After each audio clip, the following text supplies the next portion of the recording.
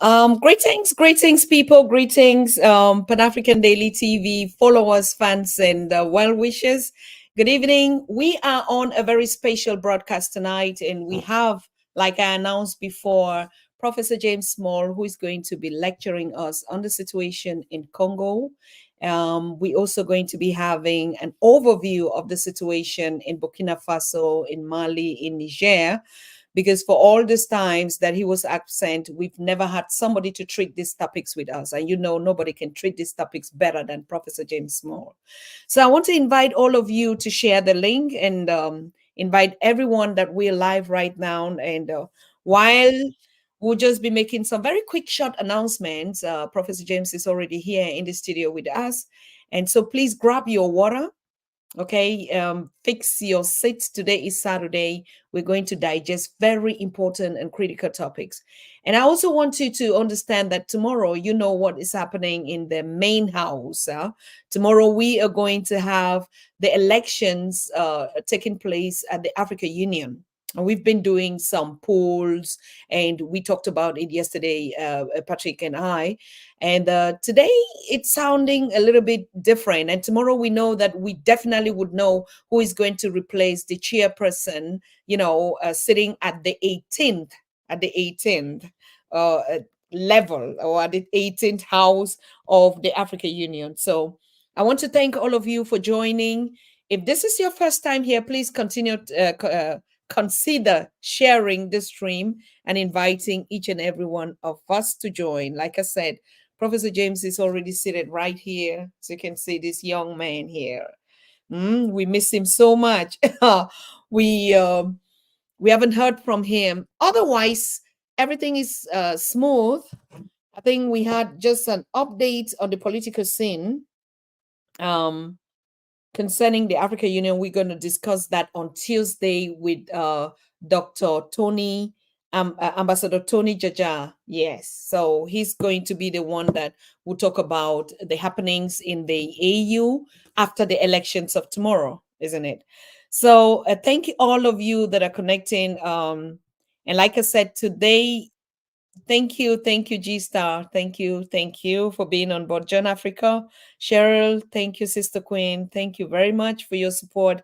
And all of you that are watching without actually commenting. I want to make you understand, just as usual, in the Pan African Daily TV, we have a community that is very engaged and active. It means if you are not able, or we're not able to access you, please just drop your questions and your comments about the conversation of today in our chat group, and we'll bring it up to Prof. Prof will be taking your questions, and if they should be any.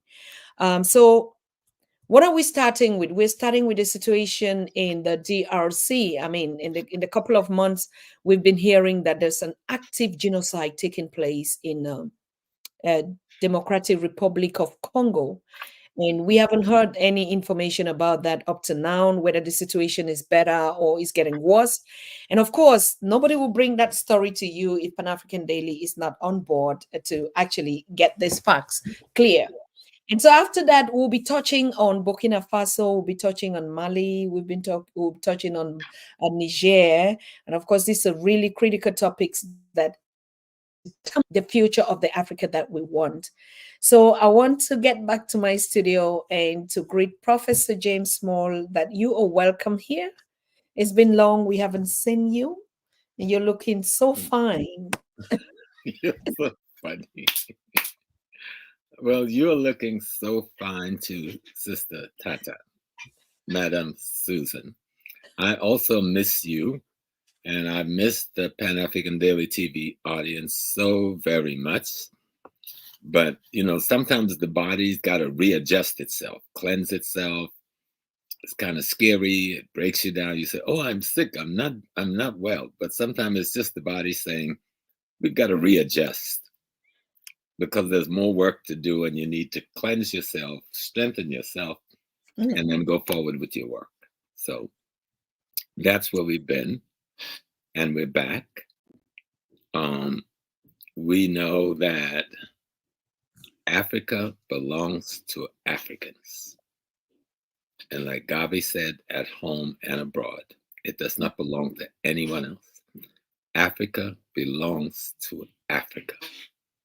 And we have to let the world understand that it does not belong to America, China, France, Britain, Israel, Germany. It belongs only to Africa. And really, it is the inheritance of the youth of Africa. Mm.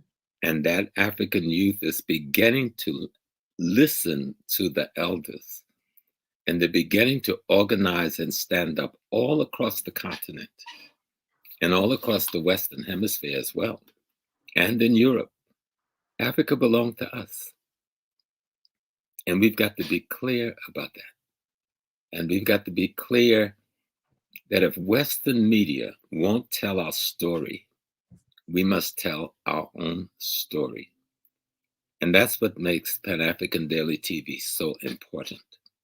Because the things that PLO have been discussing, Brother Joshua has been discussing, Sister Susan's been discussing, Bayina Bello's been discussing, Ezele Danto, so many others over the last 2 years. No one else in the world would have had these discussions had not Pan-African Daily TV made itself a reality. Because when we think of what's going on in the Congo, no Western media is carrying anything. How many people know how people tried to burn down the British embassy most recently in the Congo? They set fire to it. They set fire to the French embassy in the Congo. Have any of the Western media carried that? They've accused America, France, and Britain of genocide against the Congo people for supporting these paramilitary groups that's causing the death of so many of our people while Western corporations steal the wealth and the resources of the nation. And for Congo, sadly, this is not new. Some of my heritage comes from Congo. You know, I'm from South Carolina in the United States. And the first Africans brought to South Carolina was brought from Congo, Angola. Matter of fact, nearly half of all Africans that was trafficked in the transatlantic enslavement genocide, nearly half came from Congo. Do you understand that? Yes. This genocide in Congo is 500 years old. Nearly half of the population was taken and sold into the Americans as commodities and was genocided for 500 years. And when we go back after that process, 1884, we get this Berlin Conference where white people, European people, gave the Congo to some king named Leopold, who proceeded to carry on the slave trade in Congo, causing the death of more than 10 to 12 million Africans, and I think a 23 to 25 year period, for the sake of providing the Western automotive industries with rubber. We don't make the connections. And providing the West with, what do you call the thing? Ivory. 10 million people. That was about half of the population of the Congo at that time.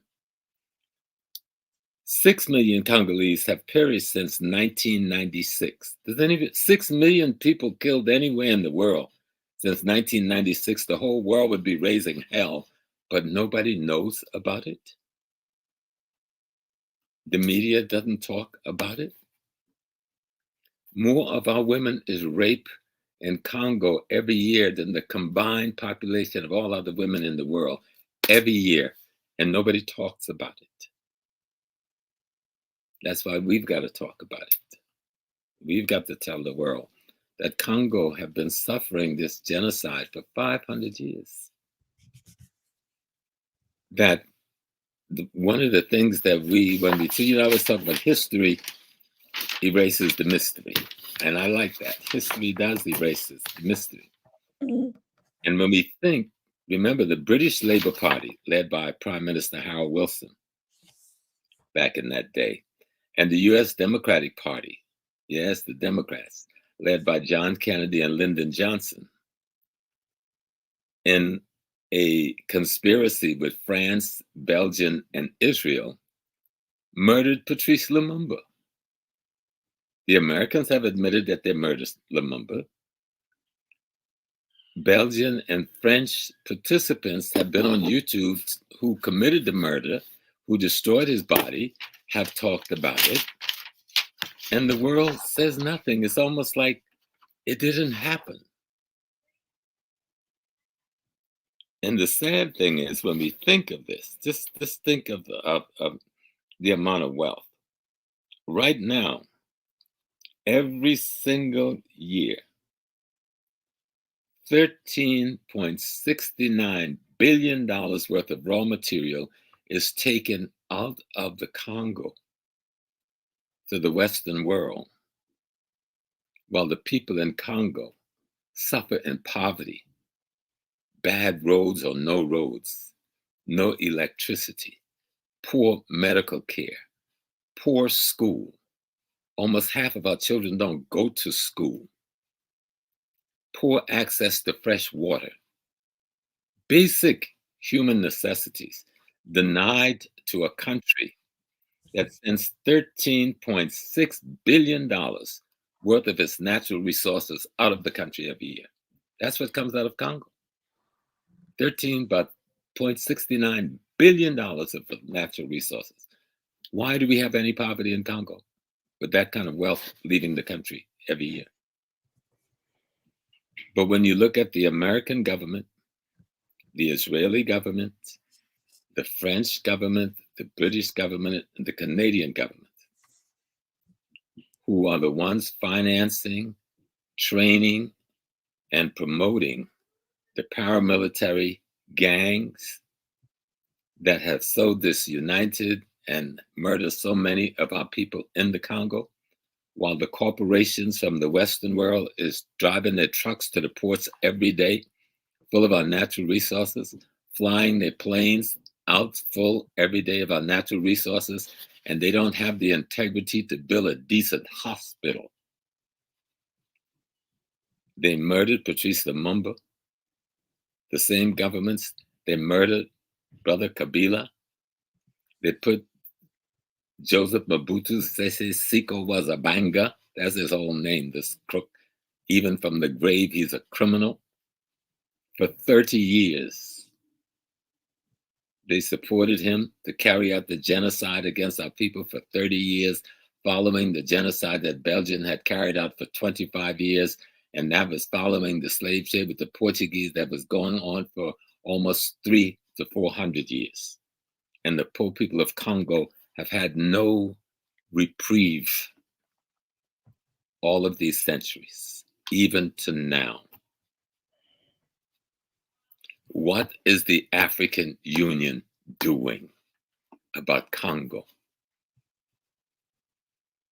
Okay. What are the African nations who refuse to truly unite doing about Congo and the genocide in Congo? Economic genocides, cultural genocides, political genocide, intellectual genocide, and of course the physiological genocide of our people, men, women, and children. They violate the corporations working in Congo and the governments in the West that support them, violate every single rule in the human rights laws of the United Nations. And yet nobody's saying nothing. Where's the African press? Why aren't we saying something? How can we let day after day go by with hundreds of thousands of our people dying in just this one country? Millions upon millions living in dirt, dire poverty in this one country, while $13.69 billion is taken out of their country every year. The UN is there supposedly to help the Congolese army, but the UN has functioned as an element to support Western corporations, making sure the Congolese army is not equipped, nor trained, nor have the kind of support it needs to defeat the guerrilla criminals that's running around Congo who've been financed by Western corporations. So we need to think really deeply as a people what we're going to do going forward this year to tell ourselves what are we going to do in our governments in Europe where so many Africans live and in America, where we're going to tell our governments, stop giving tax money to not-for-profit organizations or what they call non-governmental organizations who are really assisting the criminals in the Congo for money. We must then, you get to stop using our tax money to provide arms to the criminals who are committing genocide in the Congo every day. And we must demand of the Western corporations that's stealing the $13.69 billion that where we live in the West, we will identify you by name and we will boycott your products, both in the West and encourage our people to boycott your products at home. Those are things we can do. And it would cost them billions of dollars if we do it.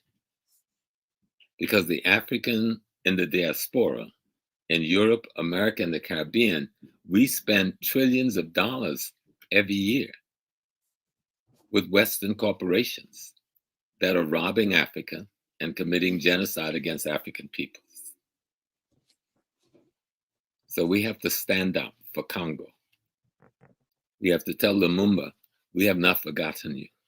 We have to tell Kabila, we have not forgotten you. We have to tell Che Guevara, who went there to fight on behalf of the Lumumba forces, we have not forgotten you.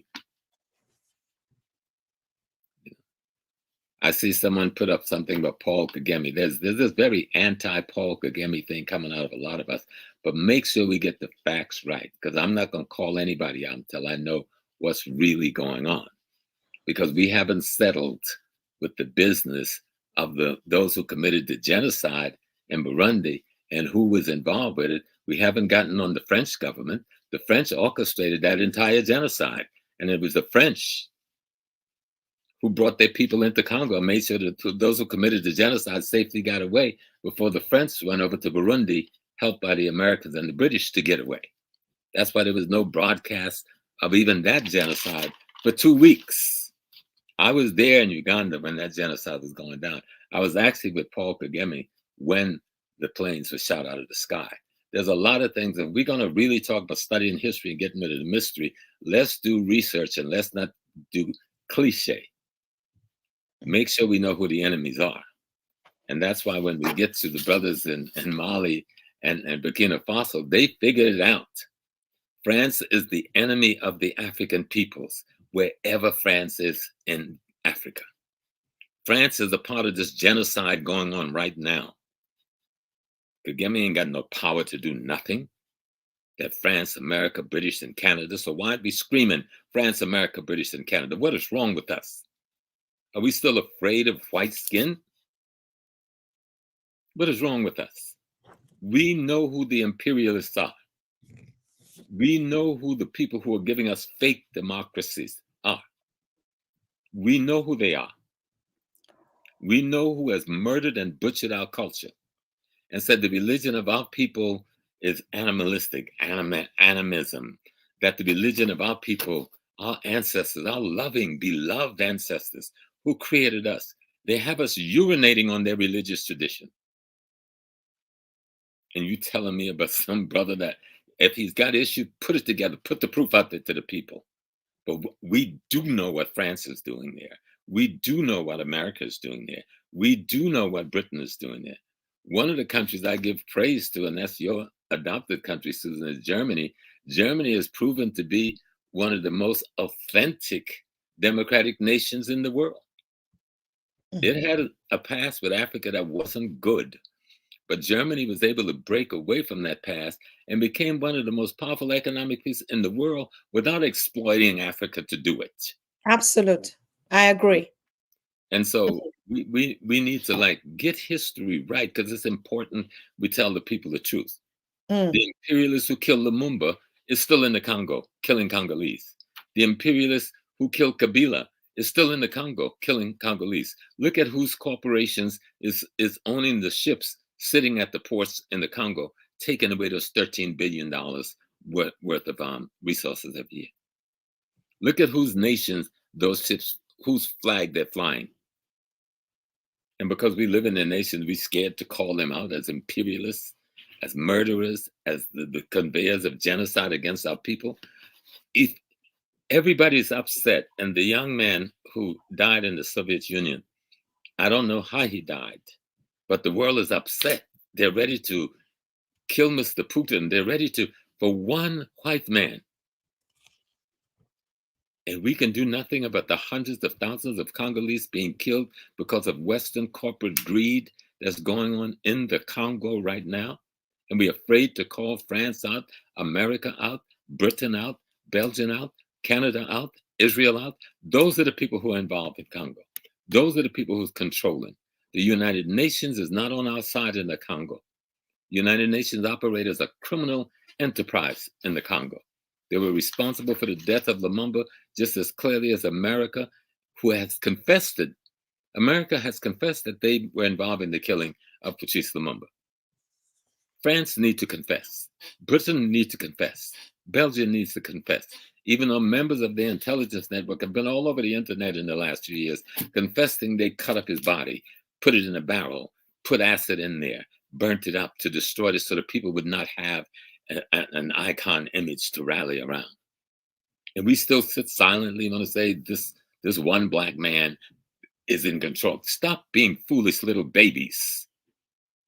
You're scared to pick up a gun and go and volunteer in the Congo like so many of our people have done for centuries to help others fight, from the Revolutionary War in Haiti to the war against Italy and Ethiopia. How many people know hundreds of thousands of African Americans lined up to go to Ethiopia in the 1930s to fight for Ethiopia, and the American government arrested them, took their passports, and only few was able to escape out of America and go to Ethiopia as doctors and pilots and other things to help our people.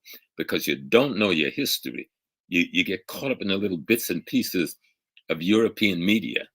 You'd rather attack the countries that reject their LBGT false imposition on us and try to call that human rights, rather than to deal with the corporation who's killing millions of your people every day.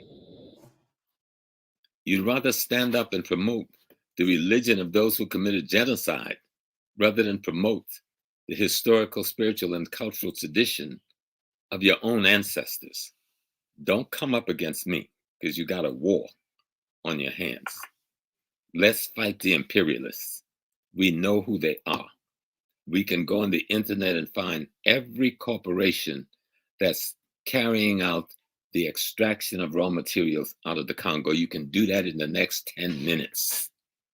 We can find out every single country that backs and sends, because the reason people put embassies in the country is to help the businessmen from their country do business with the host countries.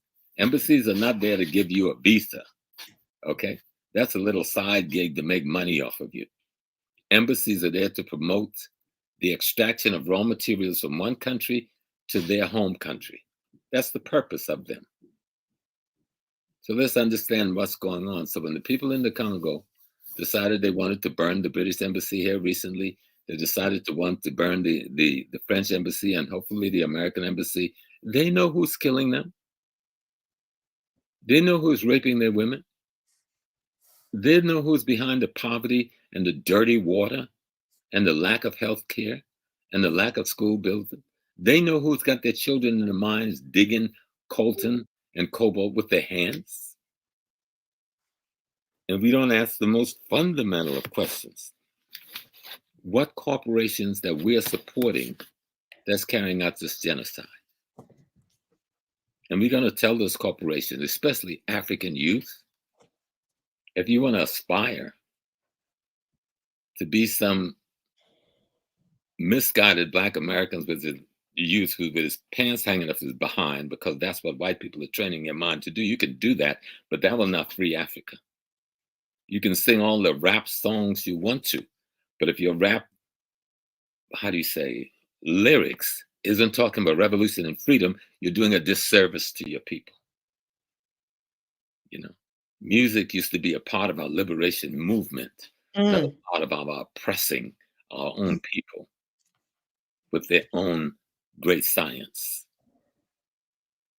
So Congo is in trouble. Most of Africa is in trouble. But the trouble in Congo is so acute and so brutal that every African media should send a reporter there or find someone to report back to them. And every day, every African TV station and every African newspaper should have something to say about the Congo and something to say about those imperialists who are supporting, organizing, planning, and orchestrating the genocide in the Congo for the purpose of stealing $13 billion worth of raw materials a year. So that's just what's real. You know, yes, we got some Black folks right there in Africa who's doing wrong, but don't throw them up when I'm start talking about imperialism. Don't dare do that to me. You think they're a problem? Go deal with the ones you think they're a problem. Don't throw them up and you're afraid to mention France. You're afraid to mention America. You're afraid to mention Britain. You're afraid to mention any of the other countries. I give Italy a pass. I give Germany a great pass. But the rest of them, nah, we got to deal with what's real. Imperialism is imperialism. And Nkrumah outlined it for you better than anybody. Read the books of Kwame Nkrumah. He'll break down what neocolonialism is. You look and understand how just as they construct it, if you studied it, you can deconstruct it. You want to be about freedom? Freedom isn't just getting on the internet and have a conversation of what color wig you're going to wear or what color sneakers the brothers are going to wear. Okay? Freedom is about stopping the imperialist drain of the wealth of Africa that leads to the death of so many of our people, especially our women and children. If Black men, African men, you want to show your humanity, then start speaking up. If you can't do nothing but walk down the freeway with a sign saying free the Congo, then do that. And I tell you, if enough of us walk with just the signs saying free the whole world would pay attention. But do something more than what we're doing. That's a true, Prof. The Congo, very accurate. Them. You know, yes, we love them. Yes. That's why we love them. And we want to make sure that this conflict comes to an end or begin to end. And when we look around, and it isn't just Congo, you know, I just want to read you a couple of things. You know, Zimbabwe export $9.7 billion worth of raw materials a year. Why is Zimbabwe suffering? Because the same imperialists decide we're going to put sanctions on Zimbabwe, but we're still taking $9.something billion worth of raw material. Ghana, whose money is almost worthless right now, $14.97 billion worth of raw materials is extracted out of Ghana every year. Angola, $32.4 billion of raw materials extracted out of Angola every year. Nigeria, $52.39 billion is extracted out of Nigeria every year. And South Africa, for God's sake, $124 billion worth of raw material. And why are we impoverished? What corporate structures from the Western world is extracting all of this wealth out of the continent of Africa? And we busy shooting ourselves in the foot while the corporate raiders laughed in our face. That's why history gets rid of the mystery. If you don't respect your own ancestors, who in the world will respect you? Your ancestors, your mother and your father. Why would I respect somebody who don't even respect their mother and their father? You don't even respect the cultural tradition of your ancestors? You don't respect the religious tradition of your ancestors? You go to China and see whose religious tradition they respect. Predominantly Chinese. Go to Japan. They respect the spiritual religious tradition of the Japanese. They may have a few people there who are doing some other things that have come with their tradition, but in those countries, they respect the tradition of their ancestors. Shinto in Japan, and everybody's clear about it. And even when Buddhism came in from the rest of Asia, they merged it with their Shinto as the dominant element. You know, the same with China. Yes, Buddhism came in, and Buddhism is very Asian and very much aligned with their culture, but it had to fit into their Taoist point of view.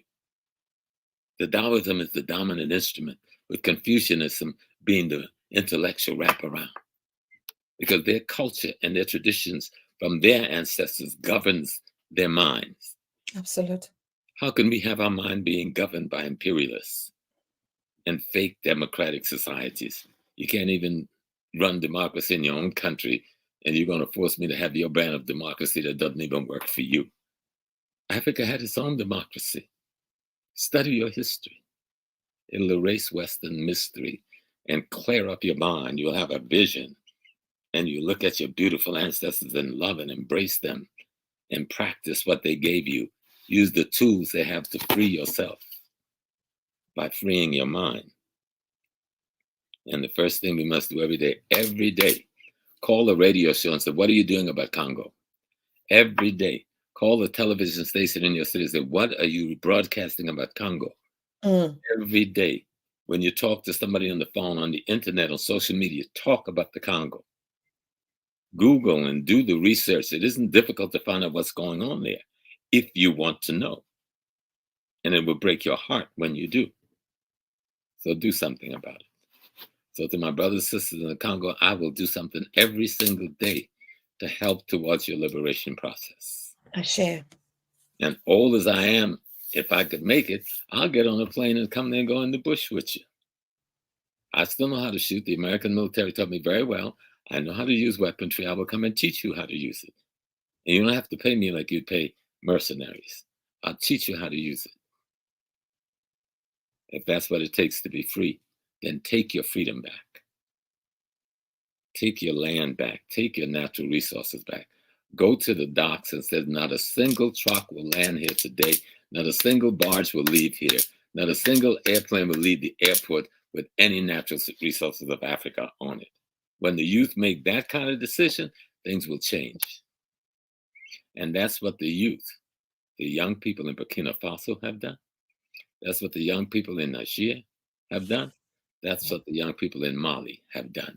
And it's frightening the Western world that they have decided to self-determine and to be free Africans and to say Africa belongs to Africans, that we can feed ourselves. We have the richest soil in the world. We could urinate in the land and it will grow. We don't need to import wheat from Bosnia or anywhere in Eastern Europe. We don't need to import vegetables from Europe. We have the capability, and nature has given us the resources that we can feed everybody in Africa and not use 1/3 of our capacity to farm every day. And so it's time we wake up. If we really believe Africa is for Africa, then let's act like we believe Africa is for the Africans. Because people like me, 50 years from now, in this body, I will be no more. This is about the youth. Every generation should be about the youth. I will be dead and gone like most of my friends are. What are we going to leave you here? The best I can give you now, I fought physically when I was young. Now I can give you my ideas of how to be free. And the first thing is to learn your history, love your ancestry, return to your culture, your values, and your principles. Because certainly there's none that have imposed themselves on us is worthy of us, given the genocide they have committed against us. Be African and be free. That's why I love Mr. Dessalines, our great father out of Haiti. He said, freedom or death. There's nothing in between. You can't even see a blade of hair. Freedom, that means a liberated mind, or death. Those are the only options for the African man and woman. And African youth, we love you. That's why I've made myself live longer to try and teach you. When you hear PLO Lumumba, you don't understand that he's jeopardizing his life. Joseph Mapunga's jeopardized their life. When they speak to teach you, listen to us. We love you. This is about the race, not about any of us, because we will all leave. But how do we leave the race more free than we found them when we were birthed by our mothers? First, we start by loving the ancestors that gave birth to our mothers and fathers, and then love the ancestors who gave birth to them, and ask them to show us the way. And the way is to return to yourself, return to your culture, return to your knowing your history. So Congo, we're going to call your name every day. Everything Brother Small does, Congo's going to come up. Yes. And I'm telling every African in the world, pick up your phone, your cell phone, call the radio station, call the TV station, say, why aren't y'all reporting on the genocide in the Congo? Do that every day. And just that act, you will see a return on your action. So we just want the people of Congo to know that we love them so that we mention them today, you know. And one of my daughters is the Queen of Congo, Queen Diambi. And she's also the King of Congo. And she's out here struggling for her people and going all around the world. And half the time, I don't know how she's able to do it, just to get wells dug, just to get some electricity someplace, just to get some supplies in school for children, just to get some medical equipment to hospitals. We are better than what we're doing. We are better than what we're doing because we can take care of Congo tomorrow if we turn our attention towards her. Absolutely. So that's my Congo talk for the day, because I have to talk to the genes of the Congo that's in my body and the spirit of the Congo that are my great fathers and mothers from South Carolina. Ashe. Yes, Baba. Yes, Prof. Thank you very much. We're so sorry. Yeah, I think yes. I know it's sometimes I come hard, but I'm hard. That's okay. That's okay. It's okay, Prof. We are learning, we are growing, and that's why we need you. That's why we like, I just wanted to take a break a little bit, and to remind our viewers and all of us that there's just no way back. Sometimes when we are at the battle, we don't begin to say, you are wrong, I am wrong. We first of all come together, fight the enemy. And then when we go back, when we're free, we can talk. We can now blame ourselves. That's the rule in every situation. When we are at battle, we first of all beat the common enemy, and then we can settle our own quarrel who was wrong at home. But we're at battle, and then we begin to turn again and say, no, you won't fight. We will not win. So I think that's just a point of correction, and that's well said. Prof, there's something that it keeps coming up about this Congo, and particularly the incident about the burning of the embassies now. And we hear a lot of contradictions coming up. We know, of course, because we don't actually have accurate information. Now they're bringing theories about, just as usual, blaming, irresponsibility of the leadership and stuff like that. I mean, well, one of the problem is the persons who we elect the government in elections that's most times run by the foreign countries that are trying to exploit us. They said, we send these observers to observe your election. We give you the voting booth, the voting machines to run your elections. And I know the voting machines is capable, no matter who you pull the line for, it's going to vote for who they're programmed to vote for. Especially if you got them from America, because we are very good at that, stealing elections.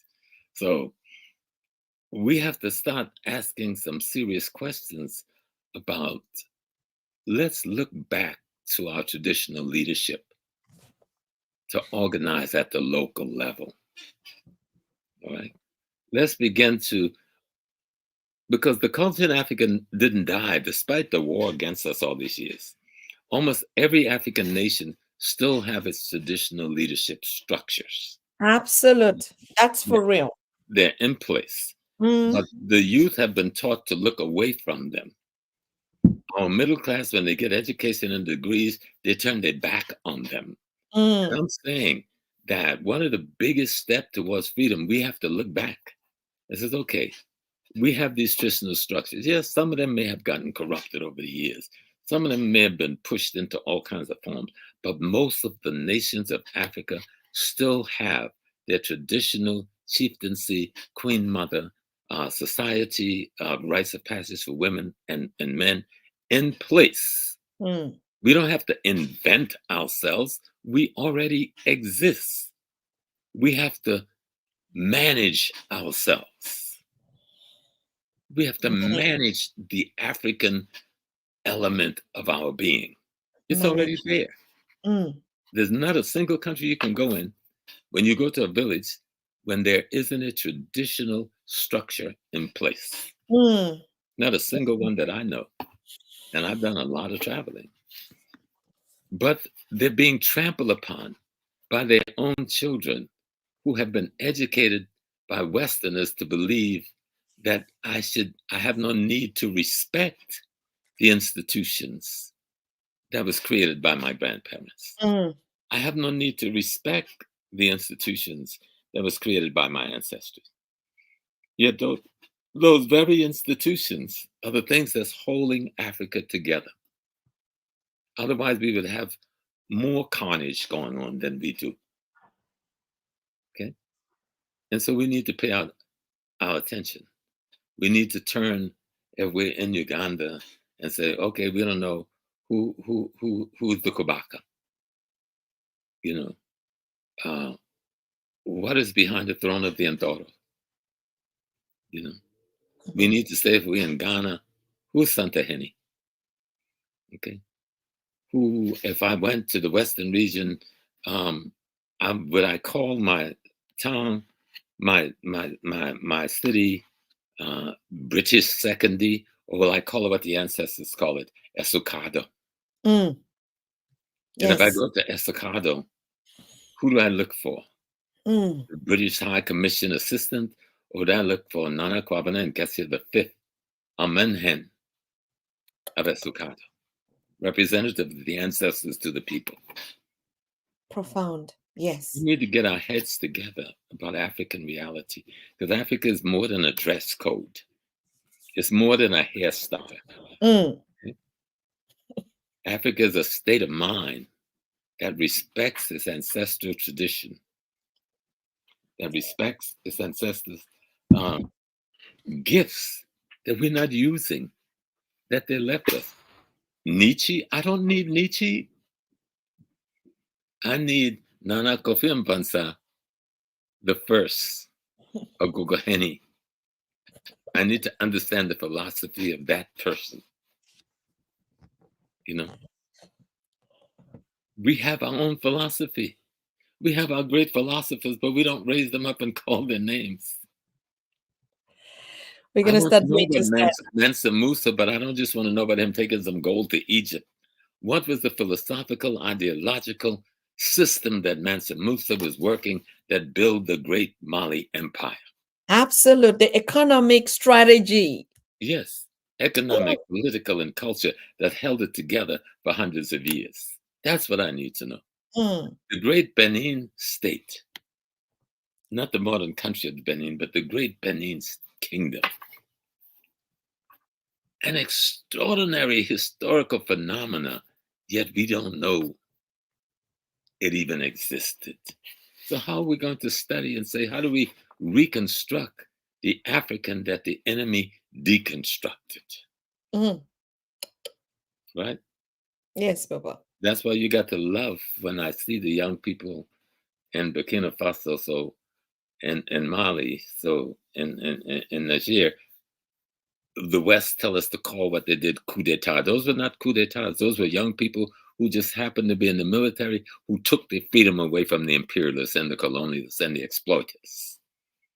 They took their freedom back and told the exploiters either get a better relationship or get out. Okay.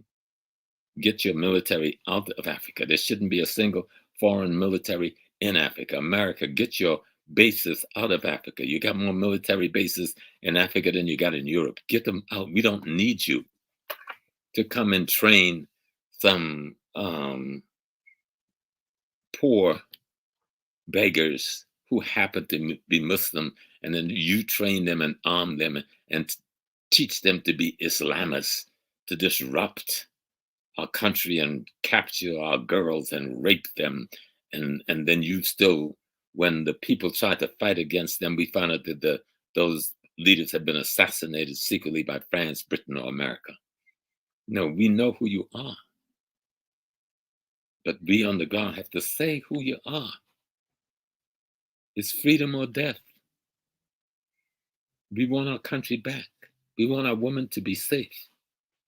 She should walk anywhere in the village, anywhere from farm to farm between the different farms without anybody daring to put a finger on her.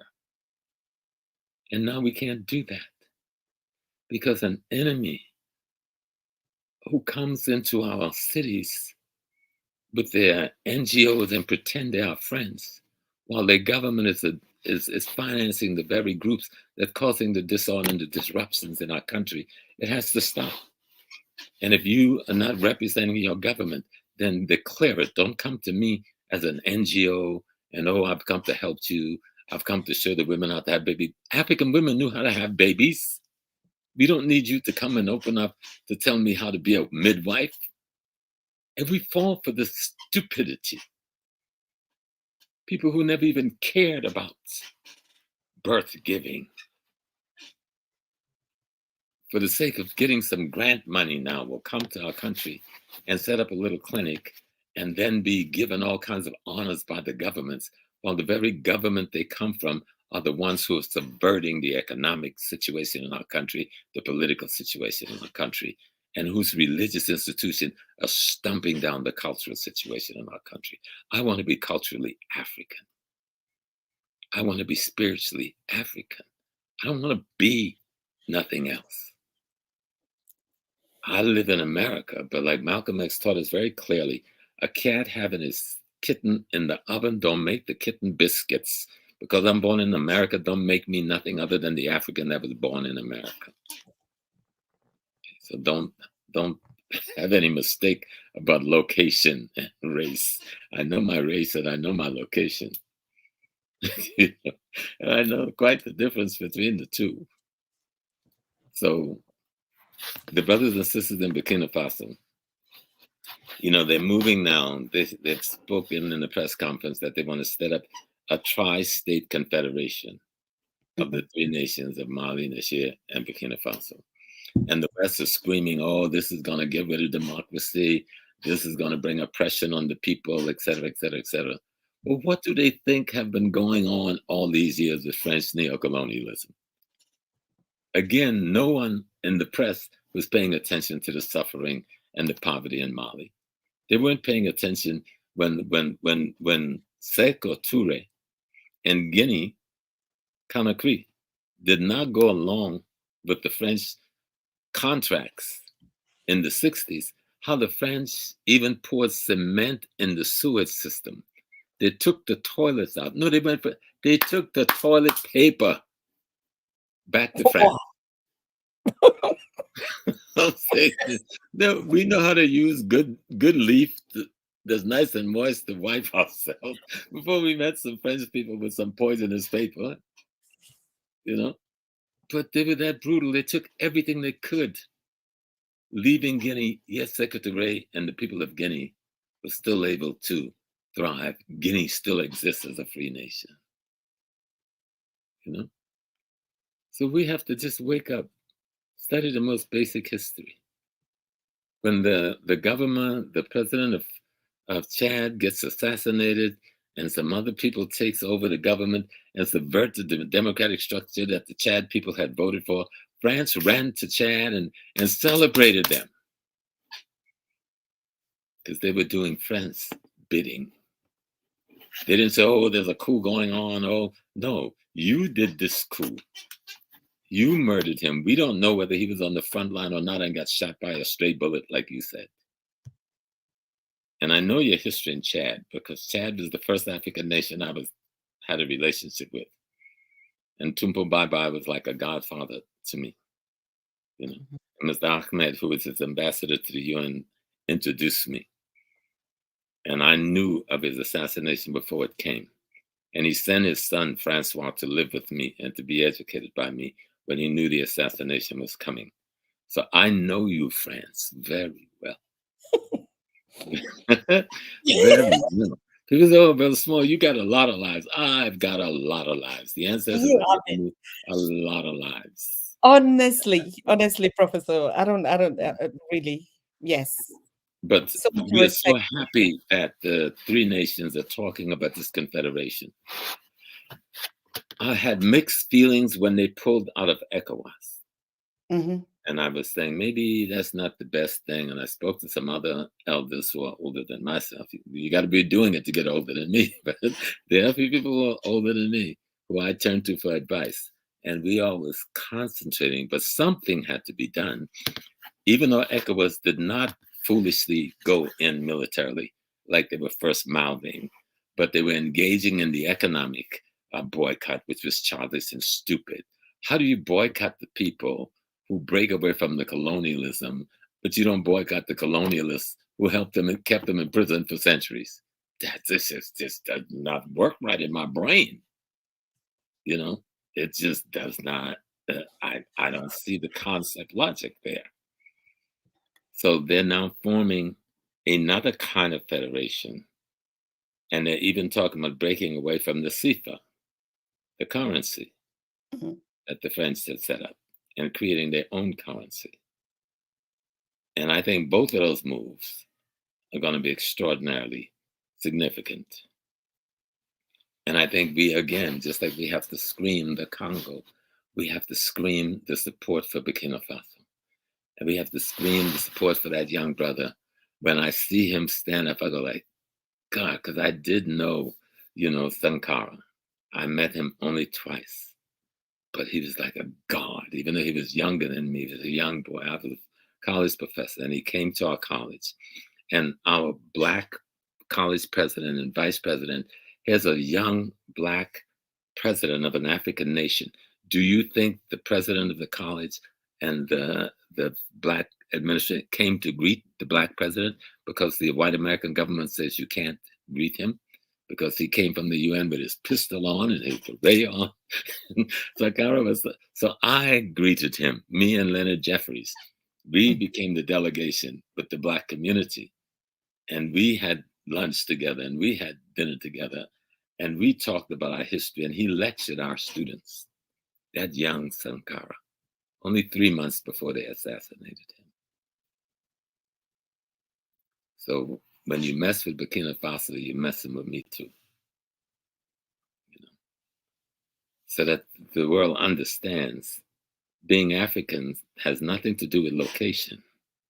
Okay. It has nothing to do with look. I could be sitting up here like Frantz Fanon in a three-piece suit and an attaché case, and Frantz Fanon, one of our great revolutionaries from North Africa and the Caribbean, he said that this is the uniform of the revolutionary in an urban setting: a suit, a tie, and an attaché case. Not a buba and my beautiful hat. And I wear my hat on this side. You see how it's on this side? It's on this, my right side. That means we at war. If I put my hat, so it's on the left side, then that means we've reached a place of peace and freedom. But we have not reached that place yet. So my culture said, wear the hat on the side that tells my brothers and sisters around the world, I am a soldier and we are at war. Just those little cultural things, if we learn, we can speak to each other without having to use the cell phone, so they can't listen in on our cultural conversation. But we have to know the culture to hold a cultural conversation. And I know you understand that. And so I think that the alliance of Sahel states, which is now being formed by the Tri-State Confederation of Burkina Faso, Mali, and Niger, I think it's an important step. It is sad that ECOWAS took the position and posture that it took, but it said something about its own integrity structurally. and maybe they need to restructure themselves and take an overt integrity statement towards colonialism and neocolonialism and these neocolonial contracts that France and a few others have put in place.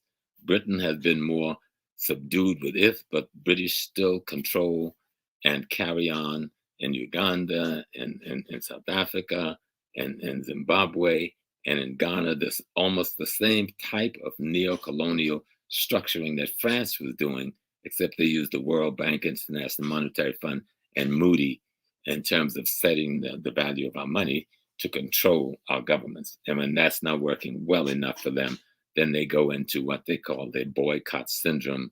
They're going to put sanctions on a nation simply because that nation will not submit to their exploitation. And so we have to begin to study history and know who the imperialist is in our land, know who the colonialist is in our land, know who the freedom fighters are in our land. We need to know our ancestors so we can recognize what freedom is. Knowing your ancestors lets you know what freedom is.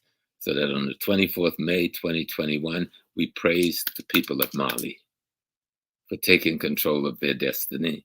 On 30 September 2022, we praised the people of Burkina-Faso for taking control of their destiny. On 29 July 2023, we praised the people of Niger for taking control of their own destiny. And then we tell the French, you have no right to determine that Ouattara in Cote d'Ivoire should have a third term. Who the hell are you? Get out of our space. Get out of our land. Go and build France and build a more humane society in France. We know how our people are living there. I've traveled to your land. And so you come to our land and we treat you like a human being and we treat you with the greatest dignity. And when our people come to your land, you relegate them to abject poverty. And then you want to stand up in international bodies and talk about the integrity of your democracy. And so we are asking you to leave the people of Mali, leave the people of Burkina Faso, leave the people of Niger alone. Let them liberate their lands. Let them give birth to a new Africa so the rest of Africa can have something to imitate. And I tell the youth of Africa, scream every day, Africa belongs to the Africans, no one else, not America, not Britain, not France, not Israel. The youth should scream that every day, And we stop the miserable human trafficking that's going on in the Congo and other places because we want it stopped, because we want to be free, because we don't want to take the chance of drowning in the Mediterranean just to get a job that can't even pay for you to live in one room in the foreign country you land in.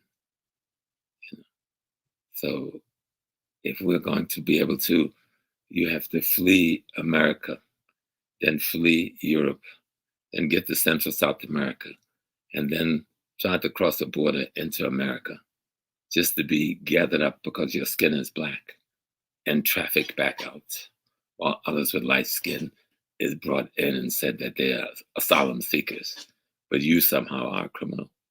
When we come from the wealthiest continent in the world. I just want to read this one more time and then I'm going to shut up. Zimbabwe exports $9.77 billion worth of raw material every year. Gabon exports $10.92 billion of raw material every year. Angola exports $32.4 billion of raw materials every year. South Africa exports $124.26 billion worth of raw material every year.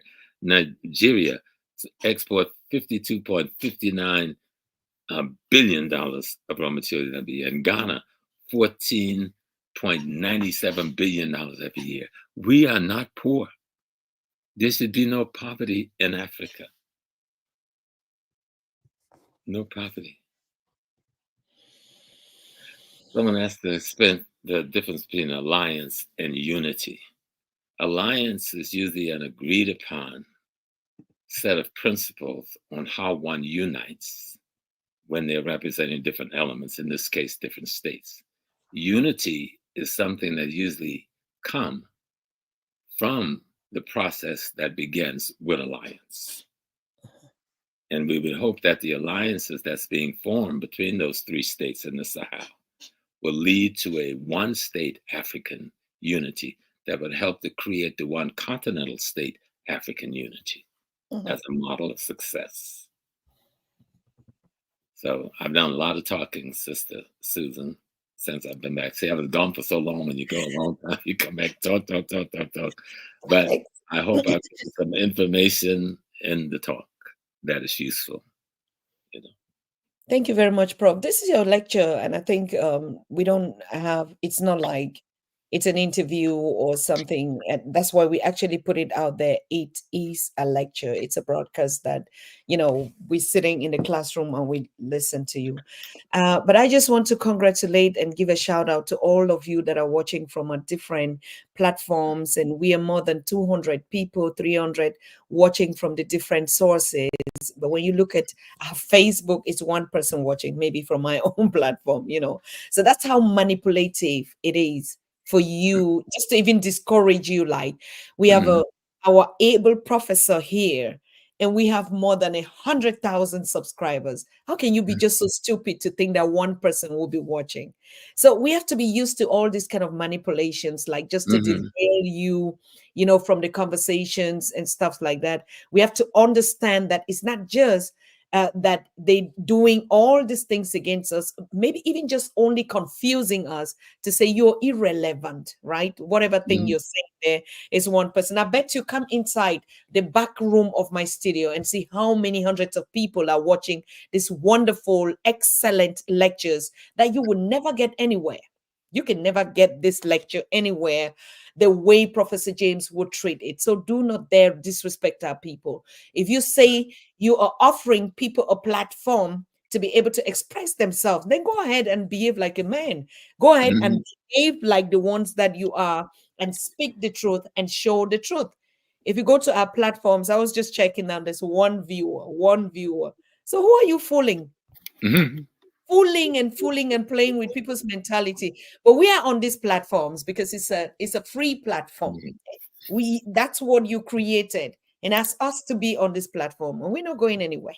We're here, and we will talk truth to power, and we will lecture exactly to our people, and nothing is going to stop that. Nothing would stop that. Okay, so I want to thank you so very much. I know you are watching, and I know you're hearing me, and whether they are robots or who that are controlling all the spaces, or aliens or whatever. But we know how it is. The wisdom that is being spilled here is exactly what our people need. Now, you give us one thing and you expect something else. Now, you give us, just like you say, you give us your NGOs, but you're the one even causing the problem that you make someone sick, and then you bring the medication again, and even that medication is still poison. Come on, it's crazy. Like, how do you micromanage? Like, you spend your time only trying to do dubious thing. There's nothing good that you want to do in life, even when you amass the wealth and everything, but you're just busy manipulating everything. Come on, give me. Come, Prof. And you know what's beautiful? That if they would sit across from the table and be equitable and reasonable, we would be equitable and reasonable, and everyone will walk away happy. But you come to the table, you want to take the table and the chairs, my clothes, and everybody else's, and put it on your side of the table before we even start a conversation. And this is not that it needs to stop. It is stopping, and it will stop. And we tell the presidents of Africa, you will not live any longer than any other man, or woman. So do the right thing, because your children will inherit what you do. And you don't know whether that will be good or bad, depending on the strength of the people when they realize what you have done. So your behavior will speak for your generations to come to have to live up to. And I don't want to beat up on Kenya, but I'll take one country. Why is 200 families and about 3,000 Kenyans controlling 90% of the wealth of the Kenyan people in collaboration with British former colonizers? And it's not just Kenya that type of behavior is taking place. It's across the continent. So we have to gain a new understanding of what an imperialist is, because they look like us today. They're the front line of the imperialists of yesterday. And we have to recognize them. But with the technology that we have today in the telephone in our hand, that technology will allow you to do the research to see who owns the wealth in your country. Who are these people? They don't even stand up proudly for the nationality of the nation they're robbing, even though they birthed in that nation. They're living in America and Britain and other places in the world, and you're living in poverty back home, and they can't account for where they got this wealth from, because it's certainly not generational wealth inheritance. So who are the collaborators? Where's the net? You can go on the computers today, any young African or older African, and find out where the natural resources from your country is ending up at the end of the day. And what corporation is collaborating with your government to remove those natural resources. You could do that on your telephone. You could Google that, ask the right question. You don't need me. I'm becoming obsolete because the technology is available to teach you. Do you hear me? By the end of the day, do that. Find out what countries is the natural resources from your country ending up at the end of the day. You can do that on your telephone. You can find out what corporations is working to remove them from your country. You can find out who the CEO is of these corporations. You can even find out what country they live in. All on your telephone. You don't need Professor Small for that. Okay? Free yourself. Freedom or death. That's our mantra. Africa for the Africans at home and abroad. The youth of Africa should dream of a day where they never have an aspiration to leave that continent, except if they want to take a vacation and learn something historically about someplace else and come back home. Absolute. You know. Yep. So what else can I say?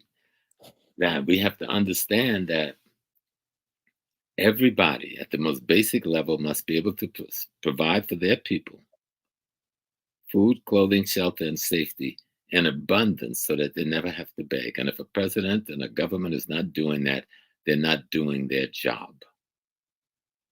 Especially when we talk about the wealth that I just recounted to you, that every African country is giving up every year. How in the world can you account for the poverty with that kind of wealth leaving your nation every year? It's a shame. Right?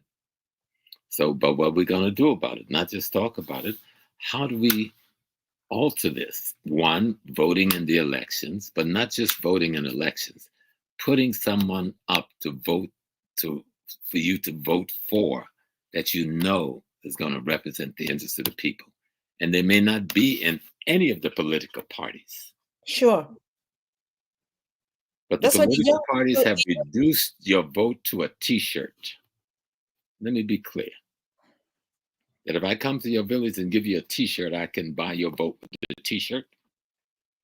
Don't let me come to your village and bring a couple of computers. Then I can buy the vote of all the village for 5 computers that are used computers I brought in from Europe and America that don't work anyway. This is what our politicians are doing. Then I can give you a few dollars. I can't even give you a job. I can't even give you a business. I give you a few dollars that you've spent by the end of the day just to put food on your table, and then I get your vote.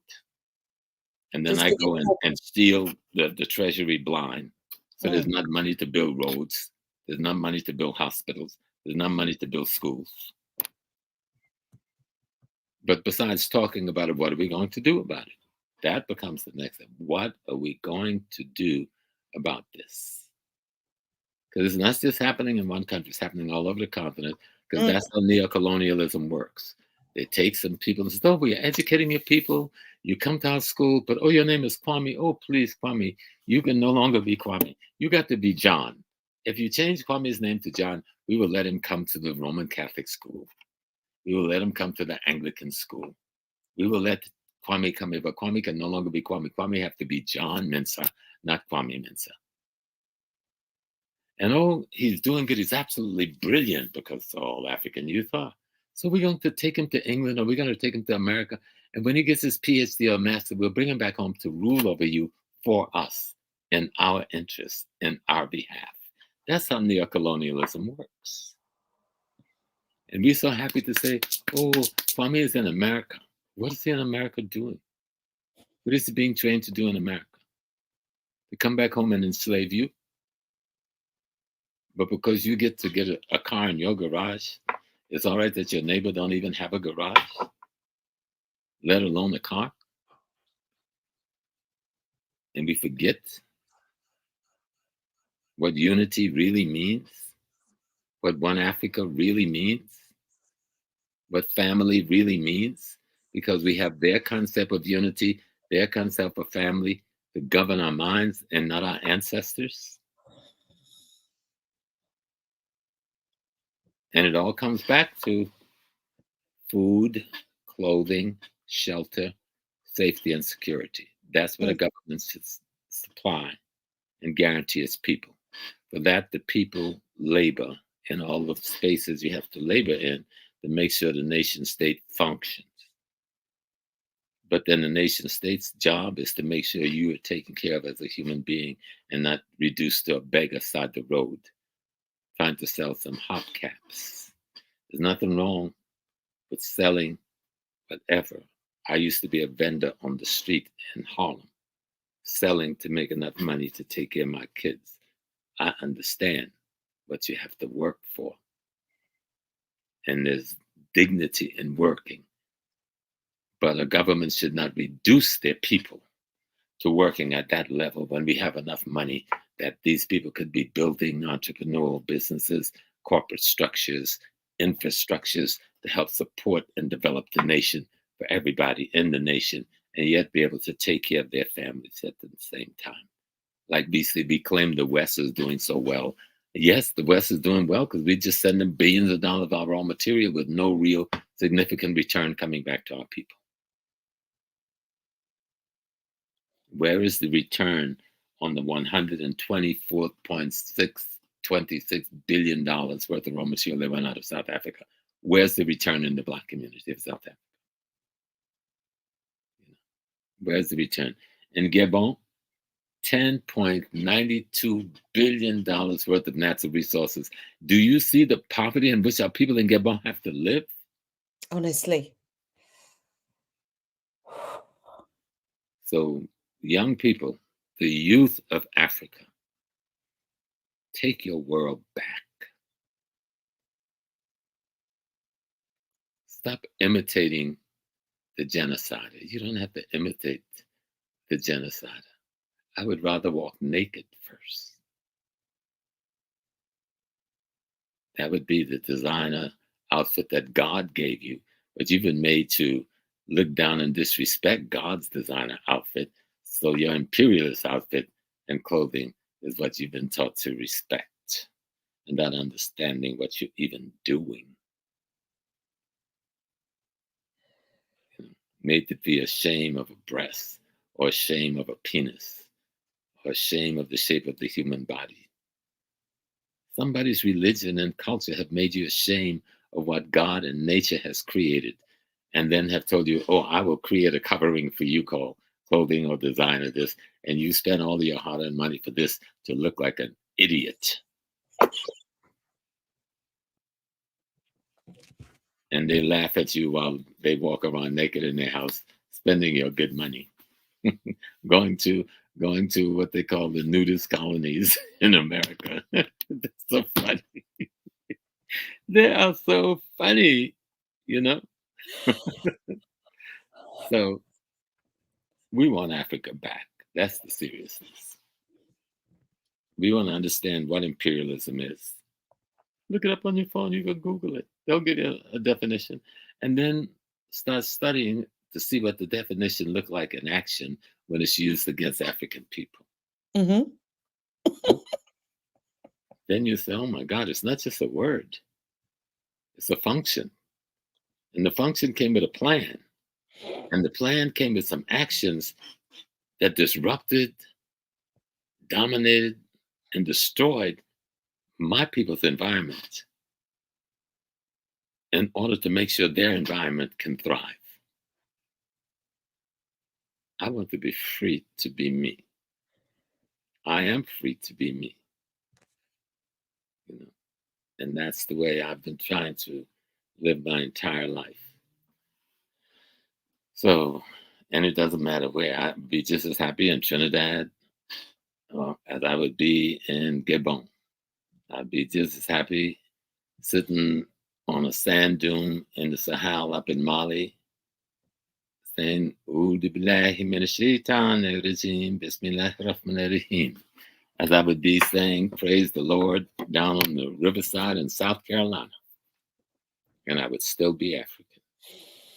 Mm-hmm. I would still be very much African. More than.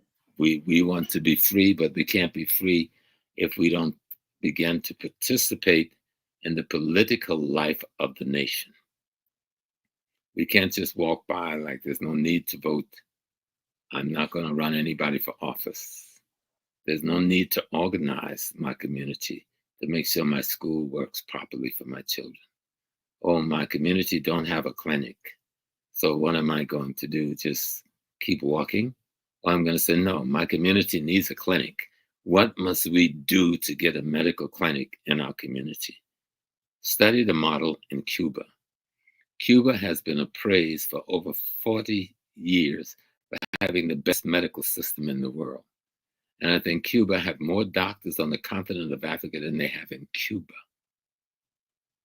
Cuba's medical system works because it's not predicated on the mega corporate hospital structure of the Western world for the sake of making money off of people staying sick. Cuba have the small community clinics that can keep people healthy so that you don't need mega hospital structures to maintain the people that are sick. So Africa has its own pharmacology. We have our own medicine. But we've turned our back on it because, oh, that's juju. Oh, that's voodoo. Oh, that's evil.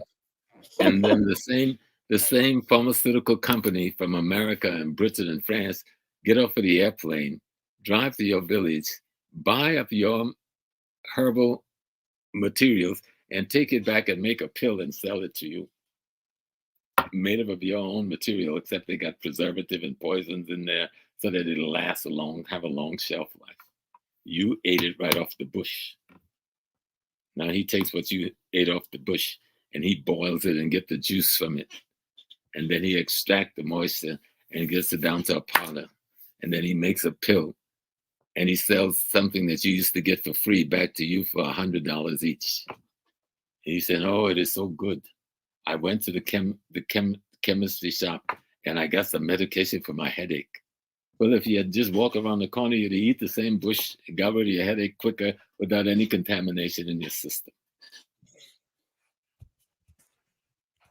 But you said, oh, the old lady that was sitting there who's harvesting the herbs, oh, she's just some old juju woman because she's not wearing a white outfit and she doesn't have a medical degree on the wall.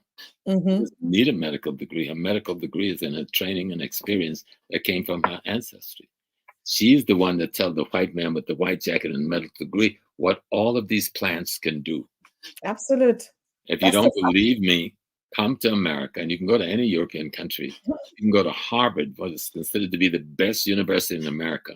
The tallest building on Harvard campus is called the Herbarium. Listen to me well now. The tallest building on Harvard campus is called the Herbarium. I've been in there. You know what's in there? Samples of all the plants and berries and roots and bush from Africa and Central South America, mostly from Africa, even Madagascar. All right. And the graduate students that they send to the different African countries to gather up, to talk to your obeah woman, to talk to your fetish priest that you disdain, they send their graduate student to sit at their feet and learn what these herbs and bush and berries are used for. That's so true. That's a That's the fact. truth. And they It's come back and write undeniable. dissertations and call it books on the very knowledge that they've taught you to scorn, from the very people that taught you to disrespect. And that's why so many of us can't understand what's going on in Burkina Faso. That young brother says, we can feed ourselves, but you don't believe him. Sankara said that before they killed him. We can feed and clothe ourselves. If we wear shoes, it should be made in Africa.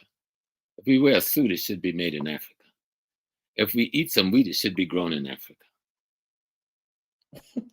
If I eat out of an aluminum pot, it should be made from bauxite, harvested in Africa, and smelted in an African bauxite plant to make the aluminum that would make the frying pan that I would cook your food in. What's wrong with that? What is wrong with that? Secret to life is to have no fear, though. Malcolm X told us that. The secret to life is to have no fear. And Dessalines said it's either freedom or death. And we know that if people can take away their culture, your culture, and take away your language, they've taken away your highway back to the wisdom of your ancestors. And if you can't get on a freeway that will take you back home, you're lost, aren't you? Okay. So find your history, salvage your culture, cherish your spiritual system, and you'll be free. And you'll be free to determine how you get food, clothing, shelter, safety, and security for yourself and your family. You'll be free to determine that not some political party that's supported by the Western governments is running my country, but the person from my village, from my town that we chose, who we know, who we raised, we elect them to serve us. And if they do not serve us, we bring them back and send someone else. Mm. It's not as difficult as they make you think. Oh, I have to be in this party. I have to have this color. I have to have this symbol. You don't have to have a party color or symbol to run for political office. Mm-mm. And you have to realize that your vote is worth more than a t-shirt. No disrespect. I'm just telling the truth. Your vote is worth more than a t-shirt or a couple of broken down computers given to the village leaders. Oh, bread and sardine. Even though bread and sardine does taste good now.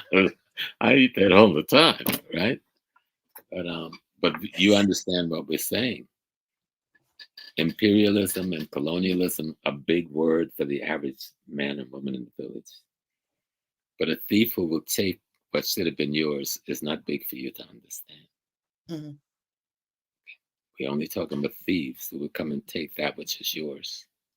So that your baby have to leave your house at 15 and take the last money that the family is able to raise and walk by foot to Mali and across the desert into Libya to be treated like a slave. And if he makes it to the Mediterranean and don't die in the Mediterranean Sea, he ends up in a back room or on alley in France, sleeping in a cardboard box with no place to wash before he goes to do menial work the next day to make enough money to send back to you at the end of the month while he's living like that. And you think, oh, my son is in France. You really don't know what your son is in. You don't know the truth. You don't know the truth. Yes, some do make it, some make it good, but most don't. Most live in poverty all their lives. And the little money they're able to send home to you leave them in poverty all their lives. And many times they die in America and no one can even send the body back home. And so they get buried in an unmarked grave without any of the rituals of the ancestors. to ensure they spared a safe journey back home. So let's take it seriously. That we want to know Ghana, I'm read it again. We want to know Ghana. When you send $14.97 billion worth of raw material, what are the people of Ghana getting in return? Zimbabwe, you send $9.79 billion worth of raw material. What is the people of Zimbabwe getting in return? Even when they're still on sanctions. Yes. Angola, you're sending $32.4 billion worth of raw material out of the country. What is coming back in for the people of the country? Gabon, $10.92 billion. What is the people of Gabon getting in return for that? Nigeria, the wealthiest country next only to South Africa and Congo, is sending something like $52 billion worth of raw material. What does the people of Nigeria get in return? Have you built a decent sewage system in the community? Have you built a decent road? Not 3 inches of asphalt that's going to wear out in a week, but a foot of asphalt that's going to last you for the next 20, 30 years. So the trucks and the cars can move without the potholes that will break an axle or cause an accident and kill a child as they move through a village after village. And what are we doing? We want to be happy. Can we protect our women? While women are just left for any other nation to come and take advantage of, because that's the only way they can see some security for themselves. So the Chinese can come into Zambia and marry up our women, and the French can come into Ivory Coast and marry up our women, and in Kenya the British can come and the Israelis who make that their vacation home. And we're, where are we? African man, where are we? Where are we? And we don't have to have blood flowing in the street to have freedom. In the old days, we did a lot of that. And even that didn't bring us freedom. Because the same white man came to the back door with a pot full of money for the ones who had the gun. And in many cases, they dropped the gun and took the money, the pot full of money. Freedom comes from the mind of a people. The desire of the people via their mind to make sure their grandchildren and great-grandchildren does not live in slavery and poverty. To make sure that women is not molested, raped, and misused by another race to bastardize our race. But what are we doing? And we have to be very clear. If you don't know your history, you really don't even understand who your enemy is. If you don't know your history, you don't understand who your friends are. If you don't understand your history, you don't know who your mother and father was. If you don't know who your mother and father was, you don't know who your ancestors was. If you don't know who your ancestors was, then you don't know who you are. If you don't know who your ancestors was, you don't know who you are. This thing is serious. Last 3 weeks ago, we buried a beautiful sister. Her name was Viola Plummer. She was my revolutionary comrade for over 55 years. An African woman. Never went by a day without fighting for the revolution of African people. Stood beside Mugabe, she and her organization, December 12th, for the entire time that Mugabe was alive, doing all kinds of things, taking it to Zimbabwe, doing all the sanctions to help the Zimbabwe people. But we buried our revolutionary comrade. The week before that, we buried another revolutionary comrade. His name is Sekou Odinga. Sekou Odinga was a member and one of the people who formed the Black Liberation Army in the 60s. And he helped to form the Black Panther parties in New York City. He spent 33 years in prison. The Americans imprisoned him, but would not call him a prisoner of war. They call our prisoners, freedom fighters, criminals. And the world, except that in Africa you have not spoken up for us. You have not said, let those people out of jail. We still have our political prisoners languishing in jail 30, 40 years. Nobody's speaking on our behalf. But Sekou, 33 years, 26 years in solitary confinement, more than Nelson Mandela. Sekou Odenga. And in 26 years in solitary confinement, he did not capitulate, nor did he let them break his African spirit. And he got himself out of jail through his own legal mind that he trained while he was in solitary confinement. And then he was able to get 3 or 4 of our other revolutionary comrades who was in prison for 30, 35 years out of jail before Sekou went to the ancestors 2 months ago. Before that, it was one of our other great revolutionary comrades, Matula Shakur, the father of Tupac Shakur. But did you know that Tupac Shakur's father was one of the leaders of the African-American Black Liberation Army and spent 30-something years behind bars on behalf of that army? And Assata Shakur, who's still alive and with us, who has been given sanctuary in Cuba for the last 30-something years, is Tupac Shakur's auntie. Tupac came out of a revolutionary African liberation family. But you know Tupac because of music, but you don't know about the revolutionaries who raised him.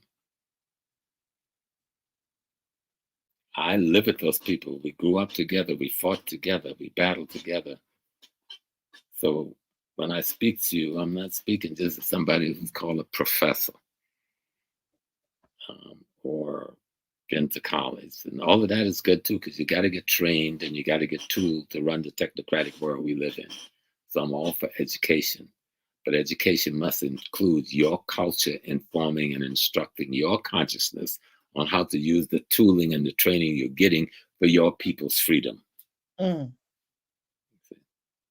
you're there, then you're cool with me. You know? And the ancestors will take care of you.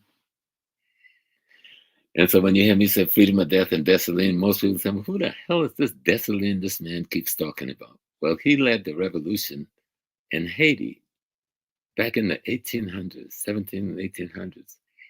And he destroyed Napoleon's army. No European army was able to defeat Napoleon. But do you know this little African man with his army made up of men and women from Africa in the bush of Haiti destroyed Napoleon? They broke the general. They killed his brother-in-law, Leclerc, and left in the grave thousands of Napoleon's troops in the Somme of Haiti. And sent his best general, what's his name? Robinson. Oh, his name didn't come. But anyway, they sent him fleeing on a ship. They gave him enough food and water to get him back to France for him and his troop. Rochambeau is his name. And Napoleon was so defeated, it had to sell all of its holding in America, which was 3/4 of what is now the United States, to America for $50 million. So that's why I call this man's Dessalines' name all the time, because he did all of that for us. And he led an army that is the only army in the history of the world, an African army, that ever freed themselves from slavery and created their own republic. No other army in the history of the world, no other people in the history of the world have ever done that. Only the ones led by Dessalines, Papa Dessalines. Yep. Freedom or death. Because he said freedom or death. Africa for the Africans at home and abroad. When you see the Honorable Marcus Garvey dressed up in his military suit, he's imitating that man. He's wearing the suit that Dessalines wore as an imitation of Dessalines. Most people didn't know that. So today I just wanted to draw our attention to the crisis in the Congo and the genocide in the Congo, and the fact that for 500 years our poor brothers and sisters in the Congo has suffered nonstop. To the millions upon millions that have been, it's now tens of millions that have been killed in 500 years in the Congo. Our women are still screaming out and crying from being raped every day by the thousands, and nobody is standing up in the world for them. So I wanted to bring that to your attention. Matter of fact, the conflict in the Congo has been the deadliest in the world since World War II. But nobody talks about that. Somebody else lose 10 people, we raise hell. But we don't talk about the Congo, and we need to. So I said, call every embassy, call every radio show, call every television show. Every day, if we all did that, we'll make them pay attention to Congo. If they don't, we can live with the one sneakers we have. We won't buy any more. And you will lose billions of dollars this year. We can live with the one pair of blue jeans we have. We don't need another. We can wash this one. Yes. And then you will go broke in your store. We won't buy your car because we got enough mechanics to fix the one we've got. What do you then do? Either you change your behavior in the Congo, or we drive you to the poorhouse. And then we will go with our youth by the tens of thousands, and we will block the freeway that you use to get to the port. So you can't take our raw materials out of the country. You don't have enough soldiers to kill us. Even if we're willing to have 1,000 die, we can destroy your armies. Freedom or death. But if you understood your culture and you know that there's no such thing as death, you'll be free then to do those kinds of things without fear. Secret to life is to have no fear. Our ancestors said that, by the way. And don't confuse me and say, oh, he's just some African American, he's talking, and sometimes he'd be criticizing Africa. I am an African. I have the right to criticize and self-criticize. Like the cake I've been putting in the oven that didn't become biscuits. My mama was the African that had the baby in America that didn't become American. Okay. I'm just African. Came from her black womb, from her black belly to this black earth. So stand up for Congo, and stand up for Burkina, and stand up for Mali, and stand up for Niger, and all of the states, but those three in particular, because they've made the move that they've made to create the federated states that they're putting together, and the fact that they want to create their own currency and break away from the CFA, I think that would be an even bigger move. They've asked the French to get their troops out of their country. How dare you have your troops in my country and refuse to take your filthy little mercenaries back home? How dare you? How do you even imagine how to say that or do that? Right? So clap the drum beat,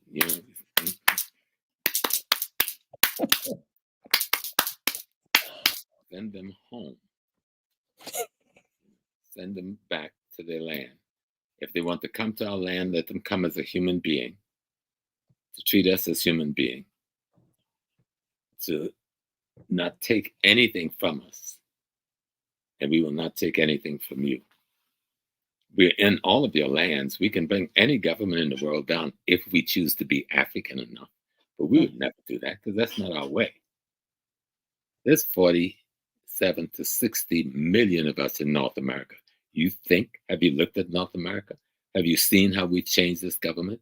We're the only ethnic group in this country that have brought us to its knees over and over and over and over and make it change its humanity through the years. No one else has dared to stand up against this government except the African Americans.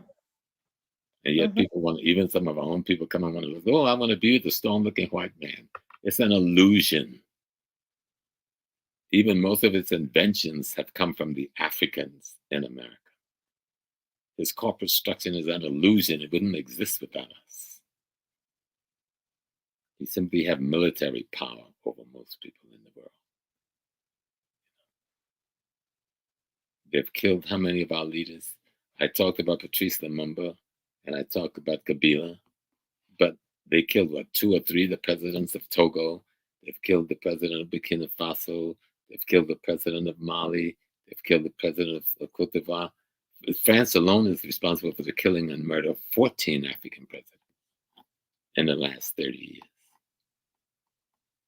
America, Britain, France, Berlin, they've all been involved in assassinations of those people who wanted us to be able to provide food, clothing, shelter, safety for ourselves, like everyone in the world wants for their people.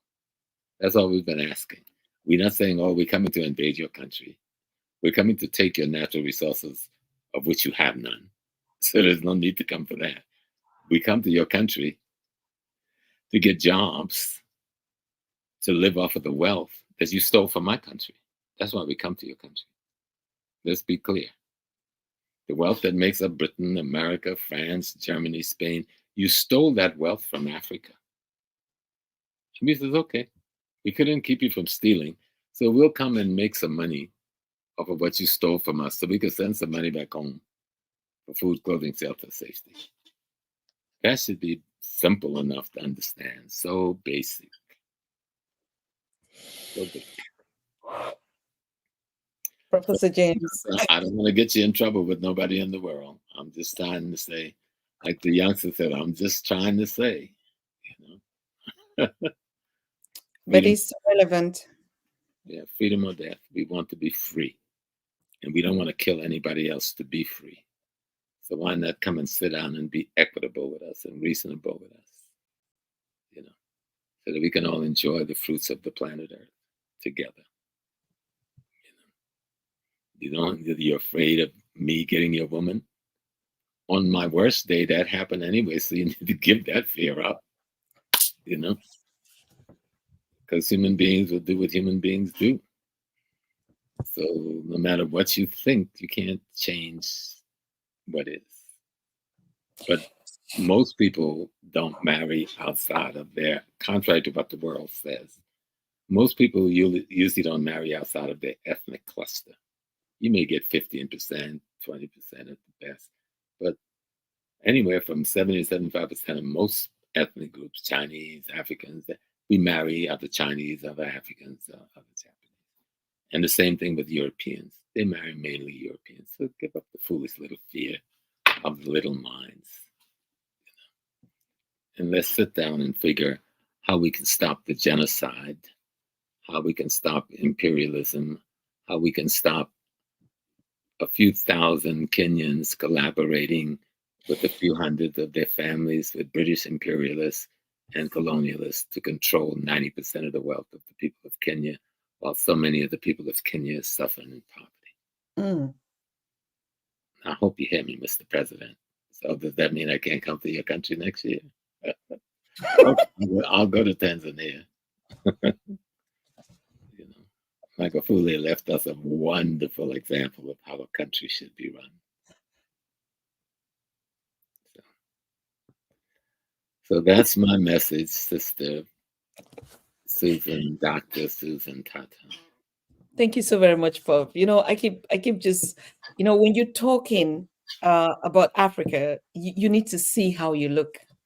Really? That's what just makes me laugh all the time when you were talking. Not because we're talking about really frank and a very critical situation in which we don't accept. We're not giving them no tears, Professor James. We're not giving nobody no tears. No. Yeah. Malcolm says, when you're teaching your people, try to make it plain that you must take the most complex situation and simplify it using language so the least among us can comprehend. And that's what made Malcolm so beautiful among us, because he could say something to you that 100 other people had said, but you never got it. But when Malcolm X said it, you go like, oh, yeah, I got that now.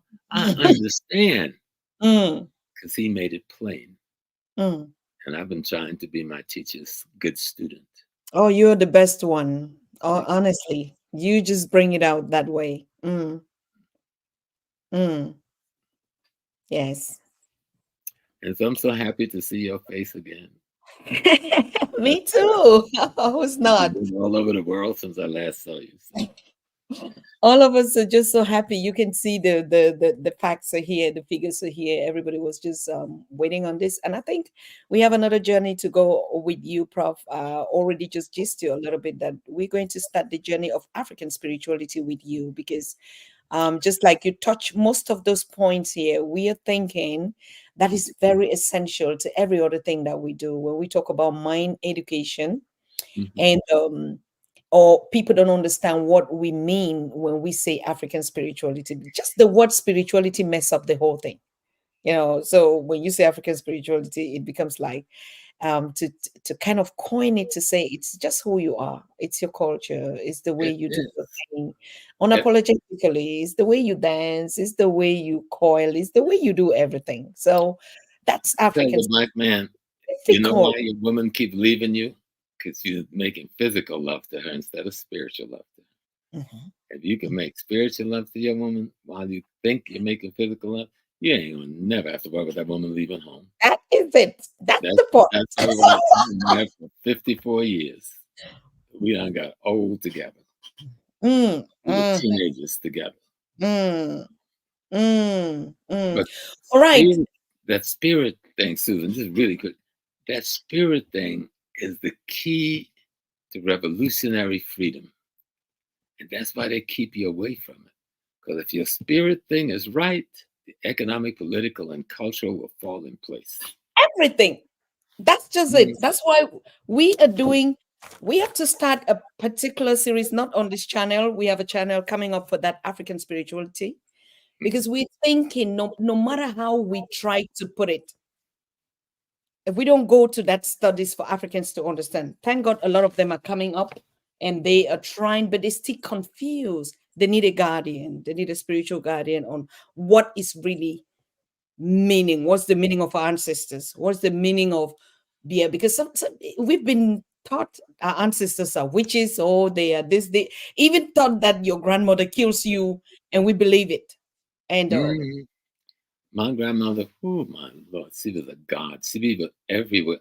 One time I was almost in an airplane crash and I was afraid to fly. And I needed to get to Africa because they were moving Nkrumah's body into the new mausoleum.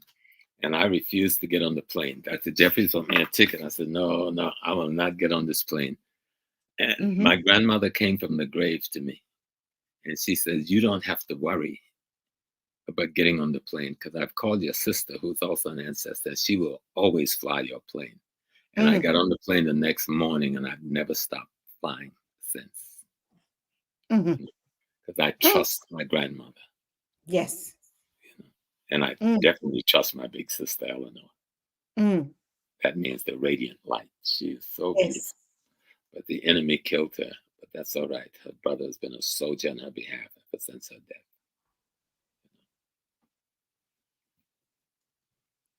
We're proud of you, Professor James. We're so damn proud of you.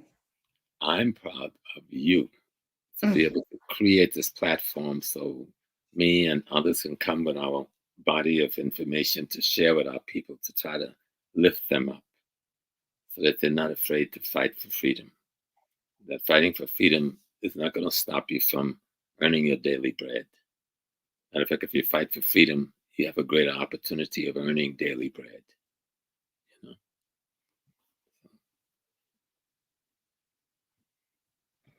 Do you want to take some questions or we put a Q&A for another day? Oh no, I'm happy. I'm fine. I'm with Susan Tata. I'm with Dr. Tata. I missed her so Thank much. you. Yes, I miss you too. All right, so we're going to open the line because I see a lot of one or two people saying when are viewers going to have the opportunity to talk to you. So you see the line. I'm texting the number. You have to call into the studio to talk to. Of course, he's ours. I'm not keeping him away from you, please. And thank you for raising that question up. Mm. If you can talk to Abel, Professor James Small. So that's the number. WhatsApp only, please. WhatsApp only, because any other thing would not go through here. Okay. So if you have a question, please call directly in the studio. We'll be ready to take a couple of questions. But of course, we're still going to do a Q&A. And like we said, we'll be coming up with the other channels where we have specific teachers. Okay. Patrick explained everything to you yesterday on the university, that this platform is actually a university. Just the fact that it has a TV seems as if it's a media, but that's actually, this is information and talking about context, yeah, and content. So you can call. The lines are open. I just made that. You have a question. If you're afraid to call, you can drop the question in the chat. I'll bring it up to Prof and he'll answer it. Okay. Yeah, so Prof, like I said, we're coming up with other channels which we really have to treat particular topics. This is channel 1 where we've actually been expressing ourselves. It's really just for the kind of exclusive interviews that we used to have, but it's already compromised. You see, it's silent. A lot of people writing like, wow, we're not getting your streams anymore. The blockage to listen to Professor James and every other person. So, but of course, we're creators. So we're busy creating other channels but we will still stay here, of course. Like I said, we're going nowhere. Yeah. We have to figure out this whole thing, sit on the table, negotiate. Yeah. So if there's no question coming up, I think we'll be rounding up for today. Are we going to organize a Q&A? Prof, is it possible if I say we'll be live again on the show this same time next week? This is Saturday. This is Saturday? Yes. Yeah, that'd be good. Wonderful. No. I'll be in South Carolina. But let me look at the calendar. Thank you. All right. I think we have a caller on the line. Greetings. You're talking to Pan-African Daily, and Professor James Small is listening. Go ahead. It's nice to finally speak to Prof James Small. Just a quick question. I've seen some article that the president of Mali, Cming, his minister of culture, actually had a grand opening in Mali a few days ago, where they actually made a center for African traditions and occultism, and they had over 400, basically over 400 African traditions from all over the world for the grand opening. I just basically wanted to know if he's heard about this. No, I didn't hear about it, but it sounds good. That makes me feel good. So maybe you want to tell us a little bit about what you experienced. Move away from the mic just a little bit so you'll be clearer. Okay, actually, I've got my headphones in, so I'll take my headphones out. Maybe that's why it's just give me a second. Okay. Okay. Is it more clearer now? Yes. Yes.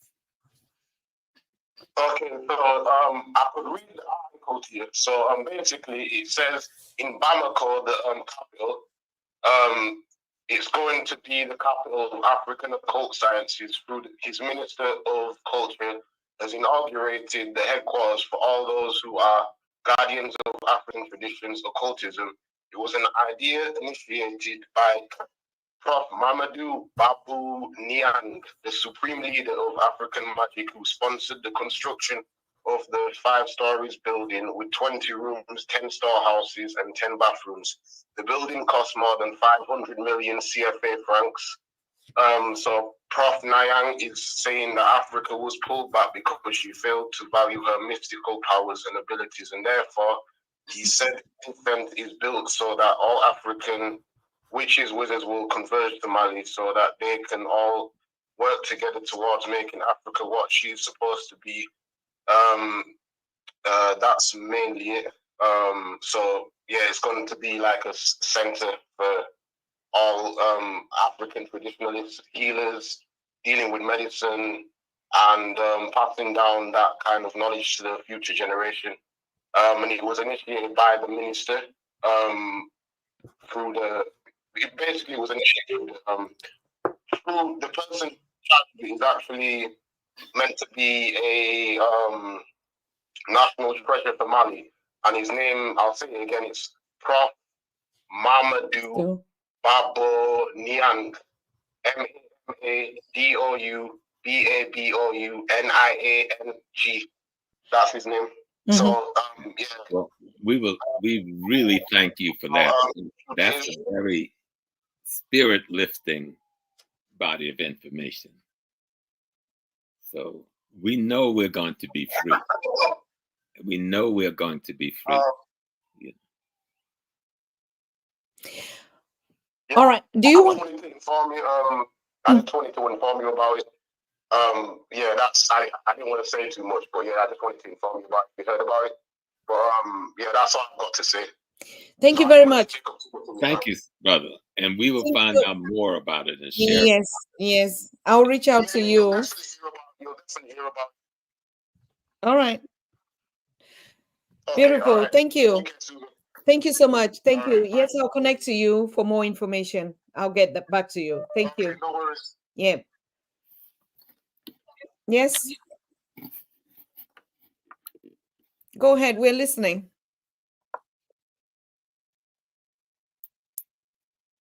Original Library. Can you hear us? You're on.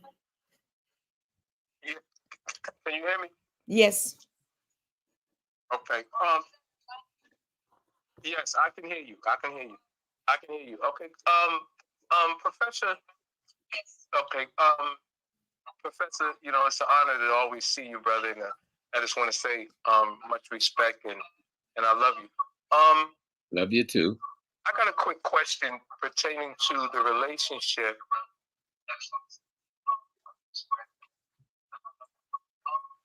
Go ahead. It's because you're listening to to this show. Just go ahead. We're listening to you because it's replaying. Okay. It was a brother.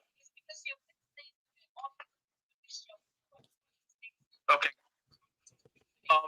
I seen a video recently on the Burundi, and a brother said that his brother from the Congo was a foreigner.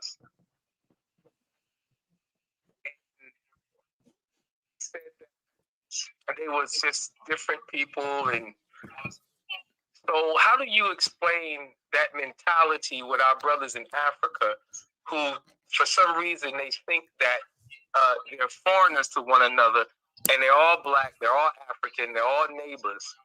I find that very disturbing when it comes to Pan-Africanist struggle. But don't find it disturbing. That's simply the product of colonialism and neo-colonialism. Remember, all of those lines that separate on the map all of those countries didn't exist 75 years ago. You understand? There was no countries. It was just Africa, except for Ethiopia. And even Ethiopia didn't really have boundaries the way we now see boundaries, you know. This concept of one European country who speaks English, they conquer our people in one space. And next door to them, another European country speak French, conquer our people. And next door to them, another European country speak Germany, conquer our people. And then at the top, another European company speak Italian, conquer our people. And each of them gets our people through tyranny and genocide to identify themselves with the European colonialists and not with the African who's on the other side of the artificial border. So don't make that a difficult thing. We understand why we're in that situation. Our struggle is to learn our true history and get back to our ancestors so we can get out of that mentality. Because even in America, Black folks from South Carolina had an issue with Black folks from North Carolina. Black folks from Mississippi have an issue with Black folks from Arkansas. Black folks from New York had an issue with Black folks from New Jersey. And it's just get exaggerated around the world, but it comes to where we were colonized and forced to identify with a particular colonizer, not having our African identity. We may still have an African label, but we didn't have our African spiritual and mental identity. We've got our European religious and mental identity. And that's where the differences come in. Remove everything European about us, and there will be nothing different about us. And what's our sister named Joy DeGraff wrote a book on post-traumatic stress disorder. That's what you're talking about. Post-traumatic slavery stress disorder, I think Joy called it. But it's a book by Dr. Joy DeGraff. I call it post-slavery trauma syndrome. We can call it post-colonial trauma syndrome or post-imperialism trauma syndrome. The results are the same. That you confuse the people when you take away their history. You confuse the people when you take away their language. You confuse the people when you dominate and control their land physiologically with your military and your intelligence apparatus and your killing and your abusing and your class and caste structure that you put in place to rule over people. And when we've driven you physically out of the country, those practices are still a part of our everyday lives. And that's why you see that division.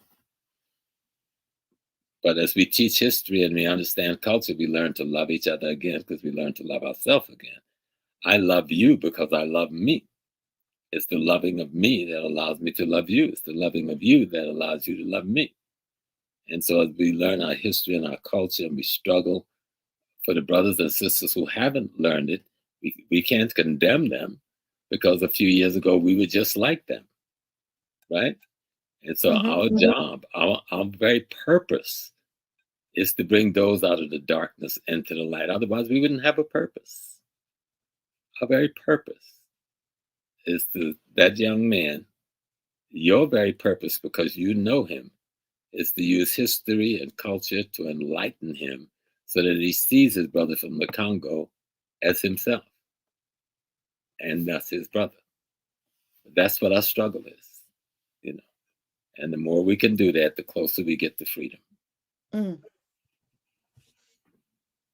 Sure. Yes. Okay. This other question of this African traditional healers coming up. That's one of the topics that I said we're going to touch on African Spirituality Channel, because that's exactly what we did in Cape Town, South Africa. And there was a union. We created an organization for traditional healers, and we are encouraging all, because that's where the power also is. Imagine if we already deny our own God, who is going to even fight for us? And so if we neglect them, and the idea was like they need to have the right to have open space to sell and to consult, just like our hospitals. And that organization was founded in Cape Town, and we are taking it all around the world. And it's really on it, a council of traditional healers.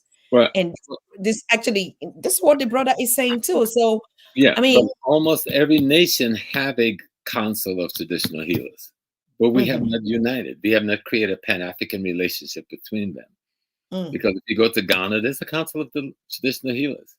And if you go to Nigeria, there's a you're gonna go to Abeokuta and say you're not dealing with tradition. You're gonna go to Ile-Ife and you're not dealing with tradition. No, they're there. And the same thing in the Igbo area. You know, you're dealing with Lisa. You know, you go into the Ewe area. There's a town in Togo, a whole town, a big town.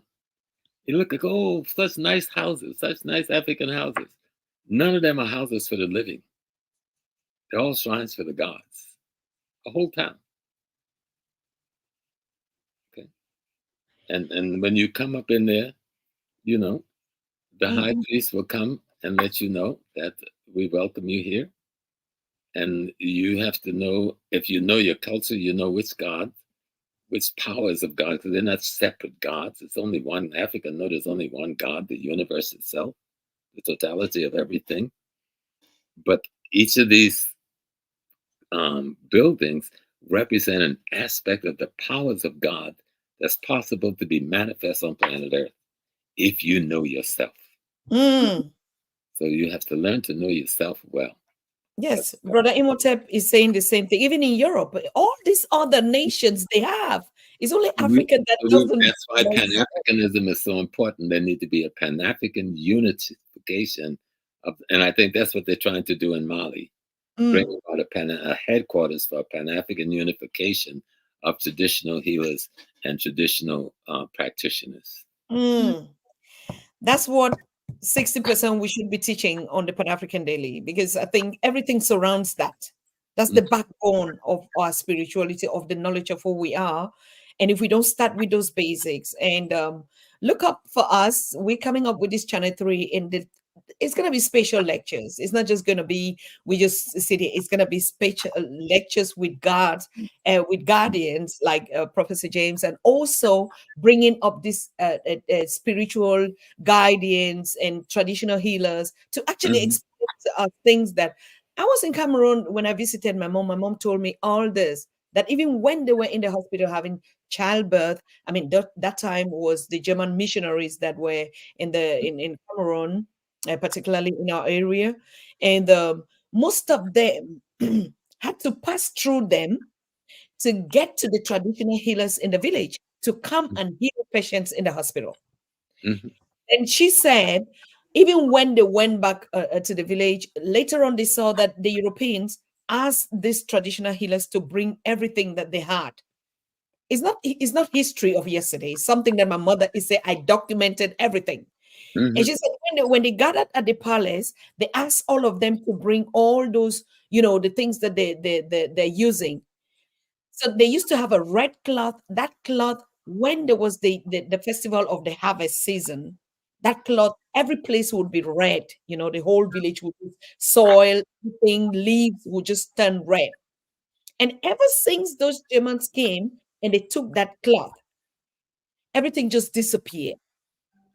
You understand? So they took everything. There's a lot of evidence, and these are facts that are alive today. So let nobody fool us and we begin to demonize ourselves and hear already saying, the 6 months I spent with my mom, I documented every single thing. And he gave me even the names of them. He never went to school. He had the names of all those missionaries that were, and most of them, I know them here in Germany. We've had connections together, right? So it's not even something that we need to go 500 years. It is something that is in our reality as we speak right now. If we ask the right questions to our elders in the village, they're going to give us the right answers. Absolutely. Yes. Absolutely. That's why I mentioned the herbarium in Harvard. When you go into the building, it looks like just rows and rows of file cabinets, but when you slide these things out and open it, it's some bush from Cameroon. Then you go to another one, it's some leaves and roots from Ghana. You go to another one, there's berries and fauna from Madagascar. And all of these things are being studied by Harvard University's best minds to find out how we can create medicine for the world. And they're being paid for by the pharmaceutical companies to do this research. And they're also interviewing the African healers so they can take the information from that interview and measure it with what they're studying in terms of outcome. It's simple. So let's not always think that technology was found only here, that we used to say, no, now there's new technology. It also came from us. There was that exchange of knowledge and goods and services, even though some took it by manipulating, right? But it's a fact. So African spirituality, we're putting up a list of spiritual guardians that with facts and details. Most of them are really researching a lot on the continent right now. And Professor James, of course, you are our guardian in that way. And then we have Imboni. Imboni is a spiritual guidance also from the kingdoms of the Zulu. And he's been working on this for more than 25 years. He was the one that brought all of us together and to put these structures together. And he's also going to be, a leader in that. So we're getting there. I remember, Prof, when you said, yes, this Africa we need, but we need to figure out what Africa we want. We had a three-way conversation, you, me, and Brother Joshua, and you said that very clear, that the next step of 2024, our responsibility now would be, what kind of Africa we want. And the responsibilities of the elders is to guard the young people. So get ready. I told you already, there's a Mhm. lot is coming your way, a lot to learn, a lot to research. Just stop being distracted. You want to fly here, you want to fly, and just for we take 5 years and settle down and learn about this thing, it's game over. Mm-hmm. Mhm. Professor. Agree with you. Agree with you. Yes. Mhm. And we're good at, and let's make no doubts about it, we're getting there. Our young people are listening to us. Our Mm, young people in the francophone areas, they're listening to us. mm. The people in the anglophone area, they're listening to us. All over the Caribbean, I hear them. They call me on the phone.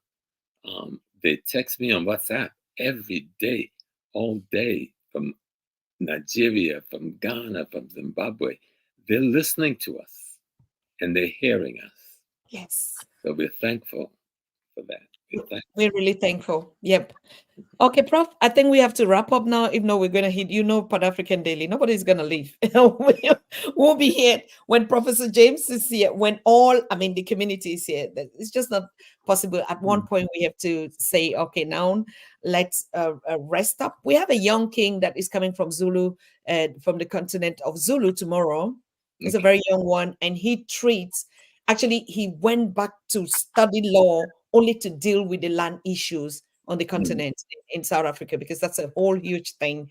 That's another unification factor, that we understand the importance of our land. Yes. That giving your land is like giving your ancestors, like you said. That's what he says all the time. So we're gonna have him live tomorrow from South Africa, and it's very interesting to start putting up all these lectures for 2024 together. So it's a year of learning, Prof. What do you think? Oh, absolutely. And That's what it's there are me. portions of land that we sometimes forget about that the European have stolen. They call animal preserves, right? We're talking about millions upon millions of acres of internationally recognized animal preserves and parks. But guess what's in there? They have private homes in there. They have retreats in there. So they can come into your country and go to an animal reserve. You don't even know they're there. And people like the King of England sits on the board. You hear me? Of these and it's and in Kenya and Tanzania and Uganda, they have them all in South Africa, and we're talking about millions and millions of acres of land. And in these places, they have their special lodges, they have their private homes, they have airport landing space, and all kinds of things. And we need to take all of this land back and bring it under our jurisdiction. Or we sit and negotiate, Prof, like you're saying. Or we sit and just negotiate what kind of compensation, so that we all both live in peace, like you're saying. I love that solution. It's not that we cannot negotiate. We do. Let's talk.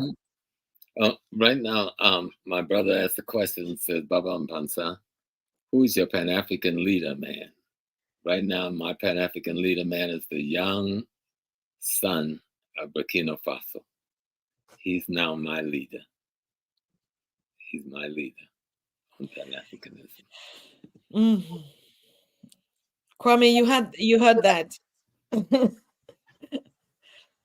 Very loud and clear. Prof doesn't think. He doesn't manipulate information. Straight. You ask the right question, you get the right answer.